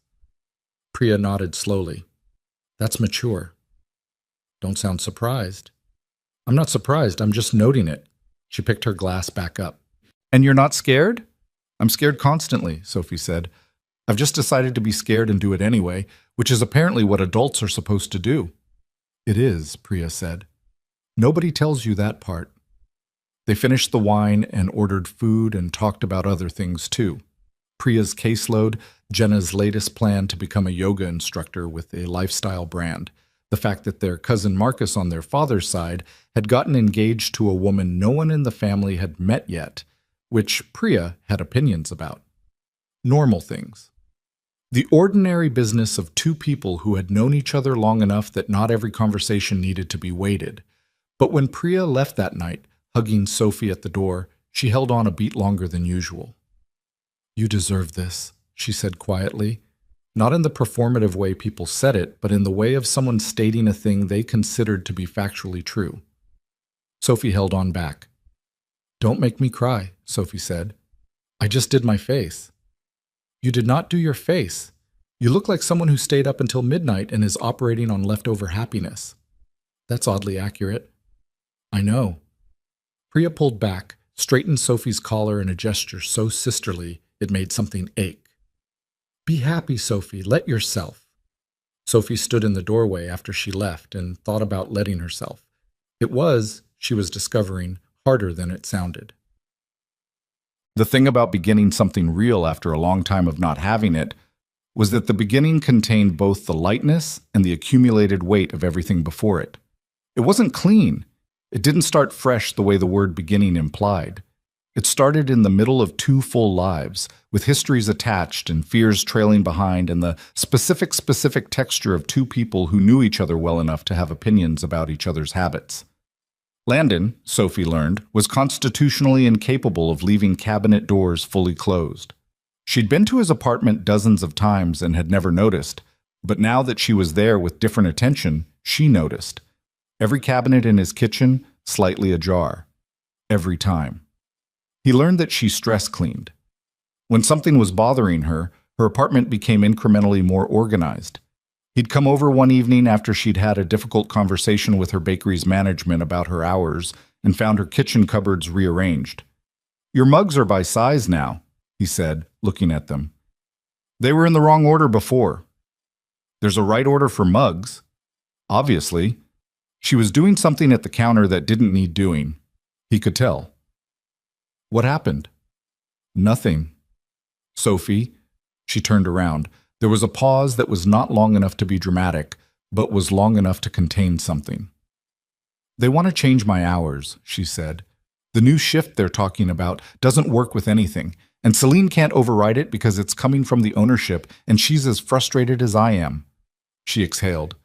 I've been there 6 years. 6. And now some new operations manager who's been here 4 months is restructuring the schedule, and nobody consulted anyone who actually makes the food. Can you push back? I already did. Professionally, thoroughly. They said they'd take it under consideration, which means they've noted my objection and will proceed anyway. He leaned against the counter and looked at her. What do you want to do? Not what are your options or have you thought about? Just what do you want? She stopped rearranging the imaginary mess on the counter. I want to open my own place, she said. And then, immediately, the thing people do when they've said something they've been keeping to themselves for too long, the reflexive pullback. Which is insane. I know, the capital required alone it's not insane. Landon, I'm not saying it's simple. I'm saying it's not insane. He folded his arms, looking at her with the particular quality of attention he gave things he was taking seriously. How long have you wanted that? She looked at the counter. Years. Years. It's not realistic, not right now, maybe not ever. The industry has a brutal margin and I don't have... Stop. His voice was even. I didn't ask if it was realistic. I asked how long you've wanted it. She was quiet for a moment. Since I was 24, she said. I had this picture in my head of a specific kind of place. Not a big restaurant, something small, neighborhood. The kind of place that's just there. Where people come because it's theirs, not because it got written up somewhere, she shrugged. The particular small shrug of someone downplaying something they actually care about deeply. It's just an idea. It's a good idea, he said. You don't know anything about bakeries. I know when someone talks about something the way you just talked about that. He looked at her steadily. That's not just an idea, Sophie. That's the thing you actually want. She looked at him. The thing she was learning about being with Landon, really being with him, past the friendship and into this new territory, was that all the qualities she'd valued in him as a friend became more complicated now, more present. She'd always known he paid attention. She'd always known he took her seriously. But knowing it intellectually and experiencing it in the specific moment when it turned fully towards something she'd never said out loud to another person, those were different things.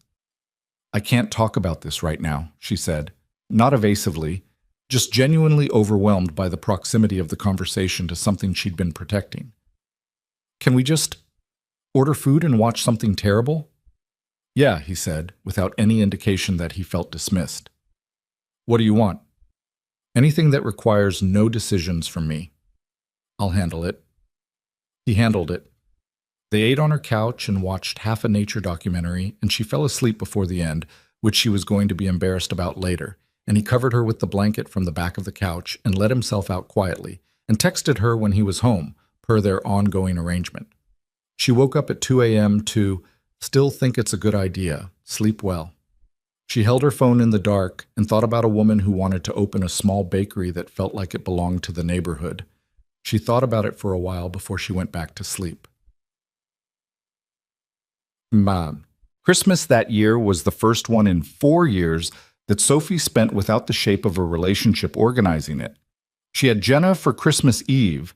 Her parents were in Florida now, retired and somewhat baffled by the choices their daughters had made in moving to New York, but supportive in the way parents were supportive when they didn't entirely understand.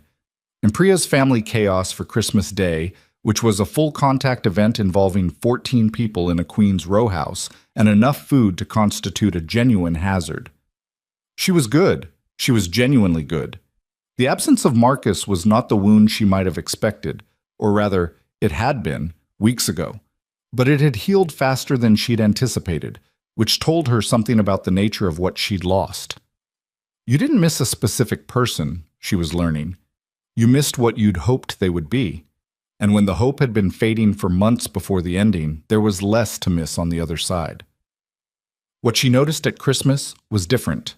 She noticed it on Christmas Eve, sitting with Jenna eating Thai food and watching bad television, when Jenna said something funny and Sophie's first instinct was to text it to Landon. She noticed it on Christmas morning when she opened the card that had arrived 3 days earlier. Actual card. Actual handwriting, the old-fashioned kind, with a short note that read, Mia picked this out for you. She had opinions. Merry Christmas, Sophie. L. The gift inside was a small ceramic elephant, vividly painted, that had clearly been selected by a 7-year-old operating on absolute conviction. She put it on the shelf next to the fish fruit bowl. She texted Landon a photo of them side by side. He responded within 30 seconds. Mia is very proud. She says the elephant's name is Gerald. Gerald is perfect, Sophie typed back. She wants to know if you're free for New Year's. Sophie looked at that for a moment. Then, is that a Mia question or a you question? A pause. Longer than his usual response time. Both. She smiled at her phone in the empty kitchen, the tree lights from Jenna's living room throwing colored shadows across the tile. Yes, she sent. I'm free. New Year's Eve was not what she expected, which turned out to be the best thing about it. She had assumed, some part of her had assembled a picture without being asked, that it would be something particular. The Billionaire's version of New Year's. Some event, some gathering, something with the scale that his life sometimes had. She hadn't fully thought it through, but there was an image there somewhere, assembled from the basic information of who he was. What actually happened was this. She arrived at his apartment at 7 with a bottle of Prosecco she'd been talked into by the wine shop owner on her block. And she found Mia in pajamas at 7 p.m. because Mia had decided that New Year's called for pajamas immediately after dinner, and Landon in the kitchen attempting nachos with the focused expression of a man who was good at many things and was very aware that cooking was not reliably among them. "You're here," Mia announced from the couch, with the casual confidence of someone who had been expecting this and considered it appropriately arranged. "I'm here," Sophie confirmed. She looked at the kitchen, where something was definitely going slightly wrong with the cheese distribution. "Should I?" "Please," Landon said, without turning around. She set down the Prosecco and went into the kitchen. "What are you trying to do?" she said. "Nachos. It seems simple." "It is simple. It's not as simple as it looks." She looked at the situation on the baking sheet. "You put the cheese on last. The cheese goes on top. The cheese goes in layers, otherwise the bottom chips don't get any and the top chips drown." She moved him gently aside, the way you moved someone who was trying their best and slightly in the way, and rebuilt the situation with an efficiency born from years of working with food. "Do you have any jalapenos?" "Mia doesn't like jalapenos." "Mia gets her own section without jalapenos. Do you have them?" "Possibly." She found them in the back of the refrigerator, behind a container of leftover something and an apple that had seen better days. "The apple," she said. "I know." "Landon." "I know." She threw out the apple without further discussion. He watched her move around his kitchen with an expression she caught in her peripheral vision, something fond and a little bit wondering, the way you looked at something you were still adjusting to having. The nachos were good. Mia declared them the best nachos she had ever consumed, which Sophie suspected was an exaggeration, but accepted graciously. They ate on the living room floor because Mia had decided floor eating was more festive, which was not a logic Sophie could argue with, and watched 3 episodes of a nature show about ocean creatures, which Mia provided commentary on with the authority of someone who had been researching this field for approximately her entire life. At 9:30, Mia was visibly struggling against sleep with the grim determination of someone who had declared they would make midnight and was beginning to understand they had overestimated themselves. "You can sleep," Landon told her. "I'm not sleeping," she said, and then blinked extremely slowly. "You were asleep for a second." "I was resting my eyes." Both of them, for about 30 seconds. Mia looked at Sophie for arbitration. "I'm staying out of this," Sophie said. At 9:45, Mia was asleep against the couch cushions with the total commitment of someone who had stopped fighting it. Landon carried her to her room with the practiced ease of someone who had done this thousands of times, and Sophie stood in the living room amid the aftermath of floor nachos and ocean documentary and thought about the picture she'd had in her head and how thoroughly the reality had replaced it with something better. He came back and lowered himself onto the couch and looked at the cleanup situation. "She really committed to the floor eating," Sophie said. She always does. He picked up a stray chip. Sorry, this wasn't exactly... Don't, Sophie said. I was going to say I could have made a reservation somewhere, if you wanted... Landon. She turned to look at him. This is exactly what I wanted. I didn't know it before tonight, but it is. He looked at her. In the low lamplight of the apartment, with the city outside doing its New Year's Eve thing, the distant noise of it, the accumulated sound of several million people deciding this particular arbitrary midnight was significant, he looked like someone who was finally comfortable in his own living room in a way he hadn't been before. Okay, he said. Okay, she agreed. She helped him clean up. They were not efficient about it. The inefficiency involved a certain amount of proximity and a conversation about whether the Prosecco warranted glasses or was acceptable directly from the bottle, and they landed on glasses because Sophie drew a line somewhere, and they took the glasses to the couch and watched the city through the tall windows while the clock moved toward midnight in the particular way it did on New Year's, both slower and faster than expected. Can I ask you something? She said, around 11:30. You're going to anyway. Fair. She looked at him sideways. What do you want? Like, big picture, not work, not... She gestured, a gesture meant to indicate the empire, the holdings, the things that get written about. For your actual life. What do you want? He was quiet for a moment. Not the quiet of someone stalling, but of someone taking the question seriously. I want Mia to grow up knowing she's the most important thing, he said. Not because I tell her. I tell her. But because it's in how everything is built. The decisions I make. What I choose. He looked at the window. I want to keep building things that are worth something, not just valuable, worth something. There's a difference. Another pause. And I want... He stopped. What? He looked at her. I want what this is. I want this to be real, and I want to stop being careful around it. It's real, she said. I know. He held her gaze. I just wanted to say it out loud. Outside the window, New York began to make the noise it made at midnight on New Year's Eve. A particular accumulated roar, fireworks somewhere, horns, the generalized sound of people marking time together, even though they were strangers. The city did this once a year, this brief collective acknowledgement that time was moving, and they were all inside of it together. Landon kissed her at midnight. Not urgently. There was no urgency in it, just the particular warmth of two people who had earned the coordinates of each other and were no longer apologizing for being there. When they pulled back, she was looking at the window and the lights and the distant smoke of fireworks. I want to open my own place, she said. He turned to look at her. I know I said I didn't want to talk about it. She kept her eyes on the window. I've been thinking about it since you asked, since you said it wasn't insane. She was quiet for a beat. You said that, and I haven't been able to put it back where it was, like it came out of this box I'd been keeping it in, and now it won't fit back in. Good, he said. She looked at him. It terrifies me. I know. I don't have the capital. I have some savings, but not... Sophie, I'm not asking you for money, she said quickly, clearly. I want to be very specific about that. I'm not. I know you're not. I just wanted to say it out loud, the same way you said it out loud, just put it in the room. She looked back at the window. I want to open a small place, neighborhood, the kind that's there for the people who live nearby. Good pastry, simple menu, the kind of place where someone comes in every morning and you know their order. She said it the way she'd said it in her kitchen weeks ago, with the particular quality of something she'd been holding for a long time.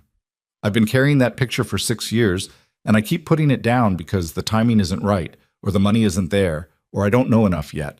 And I'm going to turn 31 next year, and I'm standing here thinking, when is the timing ever going to be right?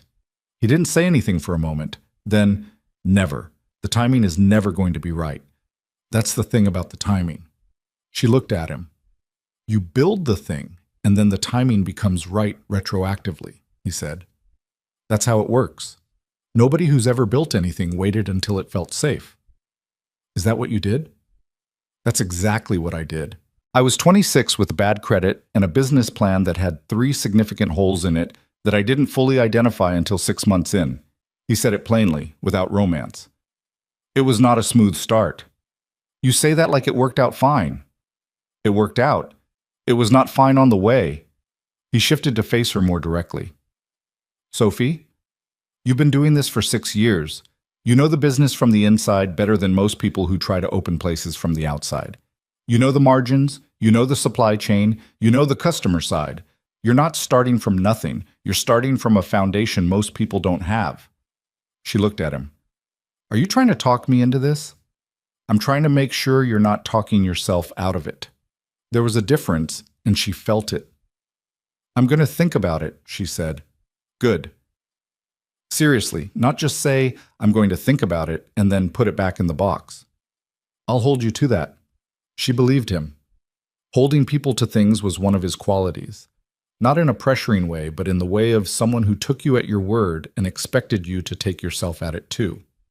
She settled back against the couch, and he was close enough that it was natural for his arm to be around her, and it was. And the city outside kept doing its New Year's thing, and she thought about a small neighborhood bakery with morning regulars and orders she'd know by heart. The picture felt different when she let herself look at it directly. Less like a dream, more like a plan. January arrived with the particular bluntness of a New York January. Cold that wasn't picturesque, gray that wasn't moody, just the flat functional reality of the coldest stretch of the year. People moved through it without celebration. Heads down, shoulders up, the city in its most functional and least charming mode. Sophie and Landon settled into something. It wasn't a declaration. They hadn't made announcements or had the conversation that officially named what they were. They were both old enough to know that the naming conversation was less important than the actual ongoing practice of choosing each other. And they were both, in their different ways, more comfortable with practice than with declarations. What it looked like from the outside, to the people who saw it. He came to the bakery on Saturdays when she worked mornings, and they had coffee at the corner table and talked until she had to get back. She came to his apartment for dinner 2 or 3 times a week, and stayed late, and sometimes left in the early morning, and sometimes didn't leave. And Mia had absorbed this development with the equanimity of a child who had decided it was correct, and therefore was not worth remarking upon further. What it looked like from the inside to Sophie, like something solid being built one ordinary day at a time. Not glamorous, not the version of a relationship that she might have assembled from movies or other people's descriptions. More specific. More theirs. She also spent several evenings that January with a notebook and a calculator, and eventually a business plan that had 3 significant holes in it that she could already identify and was working on. She didn't tell Landon about the notebook yet. She wanted to know it was real before she said it out loud again. She wanted to look at the numbers and the possible locations and the specific shape of what she was imagining until she trusted that it wasn't just the midnight Prosecco talking. But she looked at it every night before she went to sleep. Gerald the ceramic elephant sat on her shelf next to the fish fruit bowl and watched her work. She had not expected, coming out of the worst year of her recent life, to arrive here. In this small apartment with its rearranged mugs and its mostly surviving plants, with a notebook full of possible futures on the coffee table and a number in her phone she could call at any hour without explaining herself. She had deleted everyone who wasn't real and kept one name. One name, and it had led her here. She was not someone who believed that things happened for a reason in any tidy or cosmic sense. She'd seen too much of the actual texture of life to believe in neatness like that. But she did believe in the consequences of choices, in the idea that what you chose accumulated quietly over time until one day you looked up and realized the choices had built something. She had chosen Landon 100 times without calling it a choice. He had done the same. And now they were here, in January, building something real and imperfect and entirely theirs. She closed the notebook. She texted him, "I've been working on something. Can I show you when it's ready?" His response came within the minute. "Yeah, whenever you're ready." She put her phone down and looked at Gerald on the shelf. Outside the window, the city did what it always did. Enormous, indifferent, moving. Inside, something was taking shape. The notebook had 17 pages by the time Sophie showed it to him. Not 17 clean, organized pages. 17 pages of cramped handwriting and crossed-out numbers and margin notes that referenced other margin notes, with occasional small sketches of floor plans that she'd drawn and then drawn over because the proportions were wrong. There were coffee stains on pages 4 and 11. a corner folded back on page 9 where she'd been flipping to it repeatedly. The whole thing looked like evidence of a person who had been thinking very seriously about something for a long time and had stopped being careful about it. She put it on his kitchen island on a Saturday afternoon in late January, while Mia was at a birthday party for 3 hours, and the apartment had the particular quiet that descended when Mia wasn't in it. Still, a little too big, like a room that hadn't been told yet it was allowed to relax. "Okay," she said. "This is rough, very rough. And there are holes. I know where they are. I flagged them. I don't want you to look at it like a business person. I want you to look at it like someone who knows me." Landon looked at the notebook, then at her. "Those aren't mutually exclusive." "I know, but start with the second one." She pushed it across the island toward him. "Just read it first." He read it. She made tea she didn't drink and stood at his kitchen window and looked at the West Village doing its January thing below, so people moving fast, heads down, the cold making everyone efficient, while he went through the pages with the quiet attention he gave things he was taking seriously. It took him about 15 minutes. She knew because she was watching the clock on the microwave without meaning to. When he looked up, she turned around. "Okay," he said. Okay, meaning I read it." He put the notebook down flat on the island. "Tell me about the name." She blinked. "That's the first thing?" "You wrote it in the corner of the first page and then crossed it out and wrote it again smaller. It's the thing you're most attached to and the most uncertain about. So yes, that's the first thing." She looked at the notebook. In the corner of the first page, in her handwriting, half obscured, "Lune et pain," moon and bread. Borrowed from the French, stripped down. She'd taken it from her years at Celine's Lune, carried it forward, adapted it. "It's probably precious," she said. "It's not precious, it's specific." He looked at her. "That matters. Specific is better than clever." He turned a few pages. "This space on Carmine Street. You've been back 3 times. Twice. You wrote about it twice and referenced it from page 3, which means you'd already been thinking about it before you wrote it down. 3 times. He looked up. "Is it available?" "I walked by last week. Still has the for lease sign. Have you called?" "Not yet." "Why not?" She crossed her arms. Not defensively, the way she did when she was holding something together. "Because calling makes it real. Right now it's still in the notebook." He looked at her for a moment, then he picked up his phone. "Landon, I'm not calling for you," he said. "I'm finding the listing so you have the number when you're ready to call." He turned the phone toward her. The listing was right there. The Carmine Street space, 800 square feet, the rent number that she'd already done math around and knew was tight but workable if the first year went close to projection. "Here." She looked at the number on the screen. The thing she was learning had been learning since December. Since the bakery, since the first time he'd told her it wasn't insane, was that Landon had a very specific way of helping. He didn't do things for her. He didn't move into the space of her decisions and start rearranging. He stood beside the thing she was afraid of and made it slightly more visible, and then stepped back and let her look at it herself. She took a photo of the listing with her own phone. "Okay," she said. "Okay." He closed the notebook and slid it back to her. "The holes on pages 12 and 13, your staffing projections for month 4 through 6. You're being conservative on the revenue side and aggressive on the staffing side at the same time. Those need to reconcile." "I know. And your equipment costs are based on new. Have you looked at commercial restaurant supply resale?" "Not yet." "Look." He paused. "The rest of it is solid. The concept is clear. The neighborhood analysis is good. You know that block, you know what's already there and what's missing. The menu scope is right, you're not trying to do too much." He looked at her directly.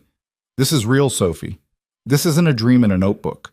This is a business plan with 2 solvable problems and a very good idea underneath it." She had been holding something together behind her sternum for weeks. She could feel the specific pressure of it. Not quite hope, not quite fear. The particular combination of the two that came from wanting something badly enough that wanting it felt dangerous. She exhaled. "I'm terrified," she said. "You should be," he said. "It's a real thing. Real things are terrifying. That's not comforting. I'm not trying to comfort you. I'm trying to be accurate. He said it the same way Priya said it, which made her think there was something to the approach. Being terrified and doing it anyway is the whole job. She picked up the notebook, held it. Okay, she said, for the third time, and this time it meant something different than the first two. This one meant, I'm going to call the number. She called the number on Monday. February moved the way February moved, grudgingly, still cold, the city not yet willing to admit that anything was going to change. Sophie had 2 meetings with the landlord of the Carmine Street space and a conversation with a small business lawyer that Priya had referred her to, and she went through the equipment resale market the way Landon had suggested and found that her projected costs dropped by almost 30%, which changed the month 4 through 6 math in a way that made page 13 of the notebook considerably less alarming. She told Celine. She'd been dreading that conversation in the particular way you dreaded telling someone something that was good for you and complicated for them. Celine had hired her 6 years ago on instinct and had been right about it, and walking into that office and saying, I'm leaving, felt like a betrayal even though she knew it wasn't one. Celine listened. She sat behind her small desk in the back office with her reading glasses pushed up on her head and her arms crossed, and her face doing nothing in particular, which was how Celine's face looked when she was feeling something she wasn't ready to share. When Sophie finished, Celine was quiet for a moment. You should have done this 2 years ago, she said. Sophie blinked. I've been watching you manage this place with enough talent for your own place for at least 2 years, Celine continued. I kept waiting for you to quit. She uncrossed her arms. I'm not happy about losing you. I want to be clear about that. You're the best pastry hand I've had in 15 years, and replacing you is going to be a significant problem. She paused. But you should go. You've been ready. Sophie sat across from her and felt something she hadn't expected to feel in this conversation, which was something very close to gratitude for being seen clearly by someone who had known her work and still said, go. I'll give you proper notice, Sophie said. I won't leave you stranded. I know you won't. Celine stood, which was the end-of-meeting signal she used when things had been said that didn't need further words. What are you calling it? Lune épin. Celine considered this. Good name. You think? I think it sounds like something that will still be there in 20 years. She extended her hand across the desk in a gesture that was formal and also somehow more than that. Don't waste it. Sophie shook her hand. Walking out of that office, she had the specific feeling of a door closing behind her that she had been holding open with her foot for a long time, not quite willing to let it close. It closed. And the room she was walking into was large and uncertain and entirely her own construction. She called Landon from the sidewalk outside. She said I should have done it 2 years ago, Sophie told him. Smart woman, he said. She also said replacing me will be a significant problem. Also accurate? You don't know that. I know you. A pause on the line. How do you feel? She stood on the sidewalk in February, the cold doing its usual work, people moving around her with the focused efficiency of New Yorkers in winter. Like I jumped off something, she said, and I don't know yet if there's water or concrete. There's water, he said. You don't know that either. No, he admitted, but you know how to swim. That part I know. She stood there for a moment with that. Then, I'm scared, Landon. I know. Like, actually scared. Not the talking about it kind. Yeah, that's the right kind to be. His voice was steady in the way she'd learned meant he was being careful with something. Sophie, you called the number. You had the meetings. You told Celine. You've already done most of the scary part, and you're still standing. She looked at the street. Come over tonight, he said. Mia's been asking about you. She wants to show you something she found about emperor penguins that she considers urgent. Sophie laughed, and it was the real kind. The kind that came up without being planned. How urgent? In her words, extremely. Okay, she said. I'll be there at 7. She put her phone away and stood on the February sidewalk a moment longer. The city kept moving. It always kept moving. That was the deal with New York. It did not wait for you to be ready. And in that way, it was an honest place to build something. She started walking. Ma. The lease on the Carmine Street space was signed in March. 800 square feet that smelled like the previous tenant, a sandwich shop that had been there for 12 years before the rent increase had made the math impossible, and had floors that needed work, and a kitchen that needed more work, and a front window that was genuinely excellent, the kind that caught the morning light in a way that made the space look like it was worth more than it was. She stood in it alone the first afternoon after signing, before any of the work had started, and turned around slowly in the empty space. It was smaller than she'd pictured, in the way that real things were always slightly different from the pictures you built of them. The ceiling had a water stain in the back left corner. One of the wall outlets was positioned inconveniently. The bathroom was a problem she'd have to solve creatively, but the window was perfect, and the bones were right, and it was hers. She took a photo and sent it to Landon with no caption. He responded with a single word: yours. She saved that text. The renovation took 6 weeks and went 17% over budget, which was almost exactly what the contractor had warned her it might do, and which she had not fully believed until it happened. She was at the space almost every day, not because she needed to supervise every detail, but because she found that being in the middle of the construction helped her think. The noise and mess of something being built had a quality that her apartment didn't, something that kept her present and out of her own head. Landon came by twice. Once to look at the kitchen installation when she was worried the layout wasn't functional, and he walked through it with the specific attention of someone who understood space and said, "Move the prep station 2 feet left and you gain a traffic lane." And he was right, and she moved it. Once when she was there late on a Thursday, sitting on an overturned bucket eating a sandwich she'd brought from the deli around the corner, the space half-gutted around her, and the window casting the last of the evening light across the unfinished floor. He'd come with food, proper food, from the Thai place she liked, in the brown paper bags that smelled like every good evening she'd had recently. He sat on another overturned bucket and looked around at the space. "It's going to be good," he said. "It's going to be a disaster for at least the first 6 months. Probably." He handed her a container. "And then it's going to be good." She looked at the window with the evening light in it.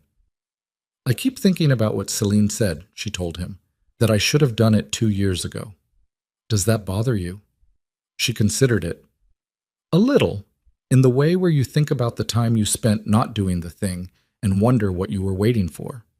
She pulled the top off the container. "But then I think, 2 years ago I was still in a different place. Not just the relationship, me. I don't know if I would have done it right 2 years ago. You might have. Or I might have done it scared in the wrong way, and it might have failed, and I might have used it as proof that I was right to wait." She looked at him. "Timing isn't always just about readiness. Sometimes it's about which version of you is going to do the thing." He looked at her for a moment. "That's true. I'm full of insights occasionally. I've noticed." They ate on their overturned buckets in the unfinished space and talked about nothing in particular and everything in its way. Mia's recent conviction that she wanted to learn to play the drums, which Landon was taking seriously, and the building's noise policy was less enthusiastic about. Priya's engagement, announced 2 weeks ago, to a man named David, who was quietly wonderful in the way of people who didn't need to announce it. The logistics acquisition, which had ultimately restructured in the way Landon had identified and gone through clean, the COO having been grudgingly right about the unwind after all. Small things. Real things. The ordinary ongoing business of 2 people whose lives had become thoroughly tangled together over the course of several months, and neither of them was untangling. "Hey," she said, when the food was mostly gone. "Hey," he said. "I love you." She said it the way you said something when you'd been waiting for the right moment, and then realized there wasn't going to be a right moment, just the ordinary moment you were already in. Flat, direct, not decorated. I've been trying to figure out when to say it, and I keep deciding on later, and I'm tired of later, so there it is. He looked at her. The construction noise from somewhere in the back of the building, a worker finishing up something before calling it a day, filled the silence for a moment. "I've been trying to figure out when to say it since October," he said. She looked at him. "October? Maybe September. I was trying to be exact." "You've known since September." "I've suspected since considerably before September." He set down his container.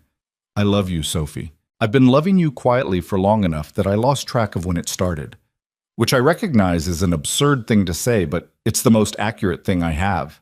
She looked at him across the small space between their overturned buckets, in the half-renovated room that smelled like sawdust and the ghost of a former sandwich shop, with the evening light through the excellent window going amber and soft. This was not the scene she would have written for this moment. She was in work clothes she'd been wearing since morning, sitting on a bucket, with Thai food containers on the floor beside her. It was not a movie, it was not dressed up. It was, she thought, exactly right. She reached across the space between them, and he took her hand. Neither of them said anything else for a little while. They didn't need to. You see, Schatz. Lunit Payne opened on a Thursday in early May. Sophie had chosen Thursday deliberately. Not a Friday or Saturday, not the weekend when people were looking for experiences. Thursday, because the neighborhood regulars would come on a Thursday, the people who were actually going to make or break the place, the ones who needed a good bakery on a weekday morning and hadn't had one on Carmine Street since the old one closed 3 years ago. She had been at the space since 4 in the morning. Celine had loaned her a pastry assistant for the first 2 weeks, a young woman named Rosa who was 22 and fast and didn't need things explained twice. And between the two of them, by the time the front door unlocked at 7, there were croissants and morning buns and 3 kinds of bread and a small but considered selection of pastries in the front case, and the space smelled the way Sophie had always known a bakery should smell, warm and real and like something someone actually made. The first customer was an older man named Walter, who lived in the building 2 doors down and who had been watching the renovation for weeks from his morning walk, and who ordered a black coffee and a croissant and sat at the window table and read his newspaper for 45 minutes with the complete satisfaction of someone who had been waiting for exactly this and was now having it. Sophie watched him from behind the counter and felt something she didn't have a name for. Not pride exactly, more like arrival. The particular feeling of a thing finally occupying the space it was always supposed to occupy. The morning went well, not perfectly. A card reader glitched for 20 minutes, which meant a line that backed up and some apologetic improvising, and Sophie burned the first batch of morning buns because she was distracted and forgot to rotate the tray. But the people who came in came back out smiling, and 2 of them said they'd be back tomorrow, and by noon the front case was mostly sold out, which was both a success and a logistics problem she was going to have to recalibrate for. Landon came at 8:30 with Mia, who had requested specifically to be part of the opening day and who had negotiated with her school schedule with a focus that suggested a future in contract law. Mia walked in and stopped and looked around with the seriousness she gave things she considered important. "It smells really good," she announced. "Thank you," Sophie said. "Like, really good." She turned to look at the pastry case with the expression of a person doing a formal assessment. "Can I have one of those?" "Which one?" "The one with the sugar on top." "Morning bun." "That one?" "Yes." Sophie put one on a plate. Mia took it to the window table with the gravity of a food critic settling in for work. Landon came to the counter. He was in his coat, the December slush coat, which had become the coat of the whole difficult, beautiful arc of the thing, in her mind. He looked at the space, the window light, the display case, the chalk menu board she'd spent 2 hours on the night before. He looked at her. "How's it going?" he said. The card reader broke for a while. "I burned the first morning buns."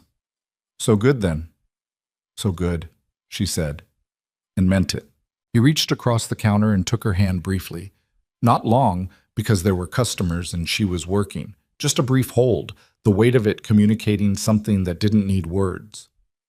"I'm proud of you," he said. She had been fine all morning. She had been professional and focused, and she had handled the card reader situation and the burned buns without unraveling. She had greeted every customer and meant it, and watched Walter read his newspaper and felt arrival. She was briefly, inconveniently, not fine when he said that. "Don't make me cry in my own bakery on opening day," she said. "Right. Sorry." He didn't look sorry. He looked like a man who was exactly where he wanted to be. She made him a coffee. He took it to the window table where Mia had finished her morning bun and was now drawing something in the small notebook she kept in her pocket for exactly this purpose. Sophie watched them through the morning rush, Landon reading something on his phone, occasionally looking up to say something to Mia, Mia drawing with the focused energy she brought to everything. The window light behind them was the good morning light, the light that made the whole space look like the picture she'd carried for 6 years. It was not the picture exactly. The picture had been cleaner, less specific. This was better because it was actual. The burned buns and the glitchy card reader and Walter's newspaper and Mia's drawing and Landon at the window table with his coffee, choosing to be here at 8:30 on a Thursday morning because this was what mattered to him.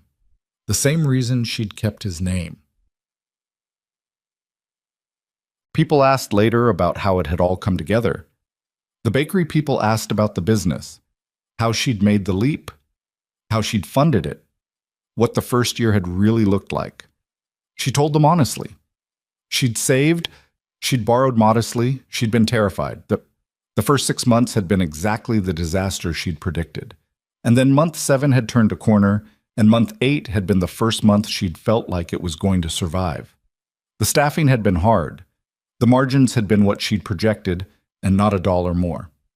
She'd cried in the back office twice in year 1, once about money and once about an employee situation she'd handled badly and needed to go back and handle better. She told them about Celine's loan of Rosa for the first 2 weeks, and Rosa staying on permanently because she was 22 and fast, and it turned out she had her own ideas about pastry that were worth listening to. She told them about Walter, who came in every morning now, and whose order she knew before he reached the counter. She told them about the regulars who had made the place what it was, not the press attention when a food writer had come in month 9 and written something kind, not the accolades, but the specific people who came in Tuesday and Thursday and Sunday and had made it theirs. The people who knew her and Landon asked about that too. How had it happened, they wanted to know. You'd been friends forever. What changed? She never knew quite how to answer that, because the honest answer was nothing changed. That was the thing. The feelings had been there long before they had language for them. The choosing had been happening long before anyone acknowledged it. We just stopped pretending, she said once, to Priya, who was getting married in October and had asked Sophie to be in the wedding and had also asked for the actual answer because she'd been there for most of it. Stop pretending what? Priya asked.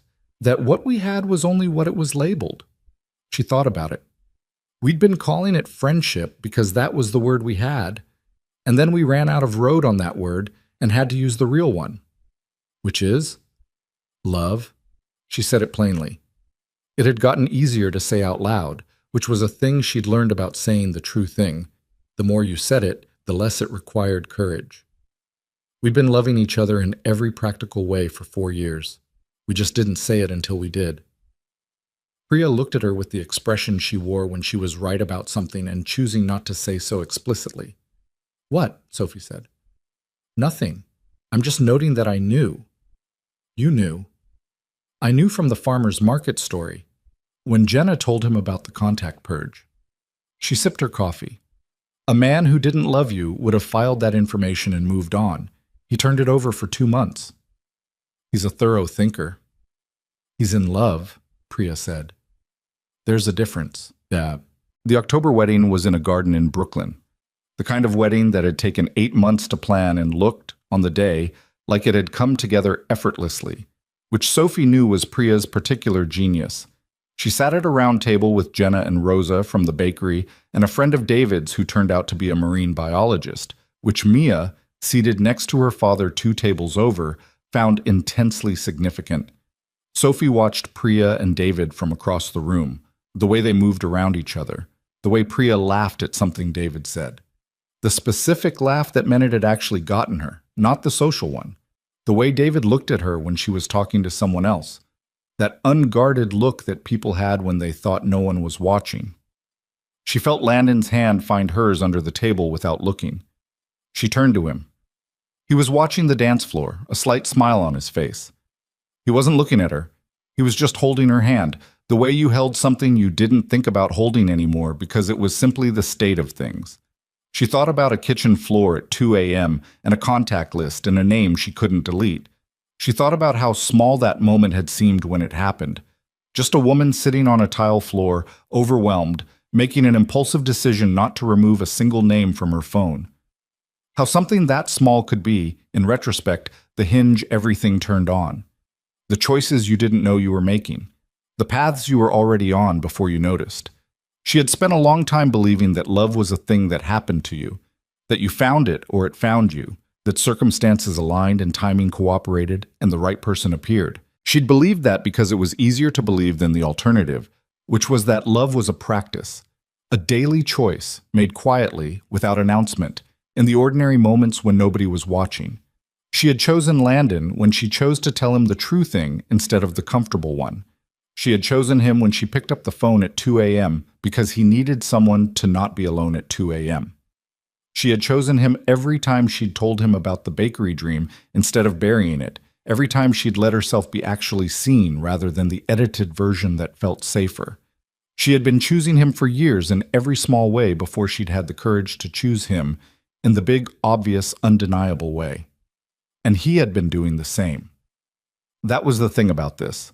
The thing nobody told you about love when you were young and expecting it to arrive like weather, complete and obvious and impossible to miss. It didn't arrive. It accumulated. It was built in the daily ordinary choosing, the kind that didn't feel like choosing because it felt like just being yourself with someone. And then one day you looked up and realized the accumulated weight of all those small ordinary choices had constructed something you couldn't have built on purpose. You could only build it by living inside it. She squeezed his hand. He turned to look at her. "You okay?" he said. "Yeah," she said. "More than." He looked at her for a moment with the look she'd come to know as the real one. Not the boardroom version or the public version, but the one he kept for the small circle of people he trusted with the actual self. The look that said, "I see you, specifically you, and I'm glad you're here." She was 31 years old. She had a small bakery on Carmine Street that smelled the way a bakery should smell, that Walter came to every morning. That was going to make it. She had Rosa, who was going to be extraordinary one day and was already halfway there. She had Priya getting married across the room and Jenna texting her from 2 tables over about the marine biologist. She had Mia, who had come to her that morning while she was doing her hair before the wedding and said, with the directness of a child who had been thinking about this and decided it was time, "I want to call you Sophie still. But I want you to know that's because it's your name, not because I don't think of you as family." Sophie had knelt down and looked at her and said, "I think of you as family too, Mia," and had managed not to cry until she got to the bathroom, which she counted as a significant personal victory. She had all of this. She had Landon, who was sitting beside her at a wedding table in October, holding her hand under the tablecloth, watching their friends get married and being, without needing to announce it, exactly where he wanted to be. The dance floor opened. Priya pulled David to it with the specific determination of a woman who had planned this day for 8 months and intended to use all of it. Landon stood up and extended his hand. "No," Sophie said. "Come on. I'm a bad dancer." "I know. Like genuinely bad. It's not charming bad. It's actually bad." "Sophie." He kept his hand out. The small smile on his face was the real one, the one that happened before he could organize his face into something more composed. "We can be bad at this together. That's what I said." She looked at his hand. She thought about December slush and a bakery corner table and the name she couldn't delete and a notebook with 17 pages and a morning bun and an overturned bucket and a ceramic elephant named Gerald who was still on her shelf at home next to the fish fruit bowl, watching over her mostly surviving plants. She took his hand. They were bad dancers. She stepped on his foot once, and he miscalculated a turn and they were both laughing by the 3rd bar of the song, and the laughing made the dancing worse, and neither of them cared even slightly.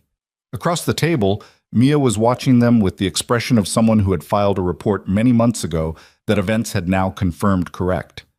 Later, when people asked how their story had started, the billionaire and the pastry chef, the single father, and the woman who kept only 8 names, neither of them pointed to the billions or the business or the gap in their circumstances that the outside world always seemed to find interesting.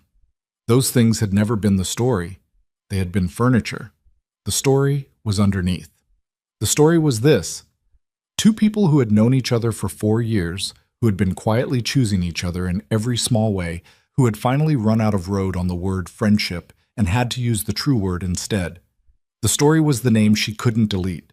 The story was that they had already been building the future before either of them knew they were building anything at all. And on a dance floor in Brooklyn in October, stepping on each other's feet and laughing about it, they were still building it. One ordinary day at a time, one small choice at a time, the same way they'd been doing it all along.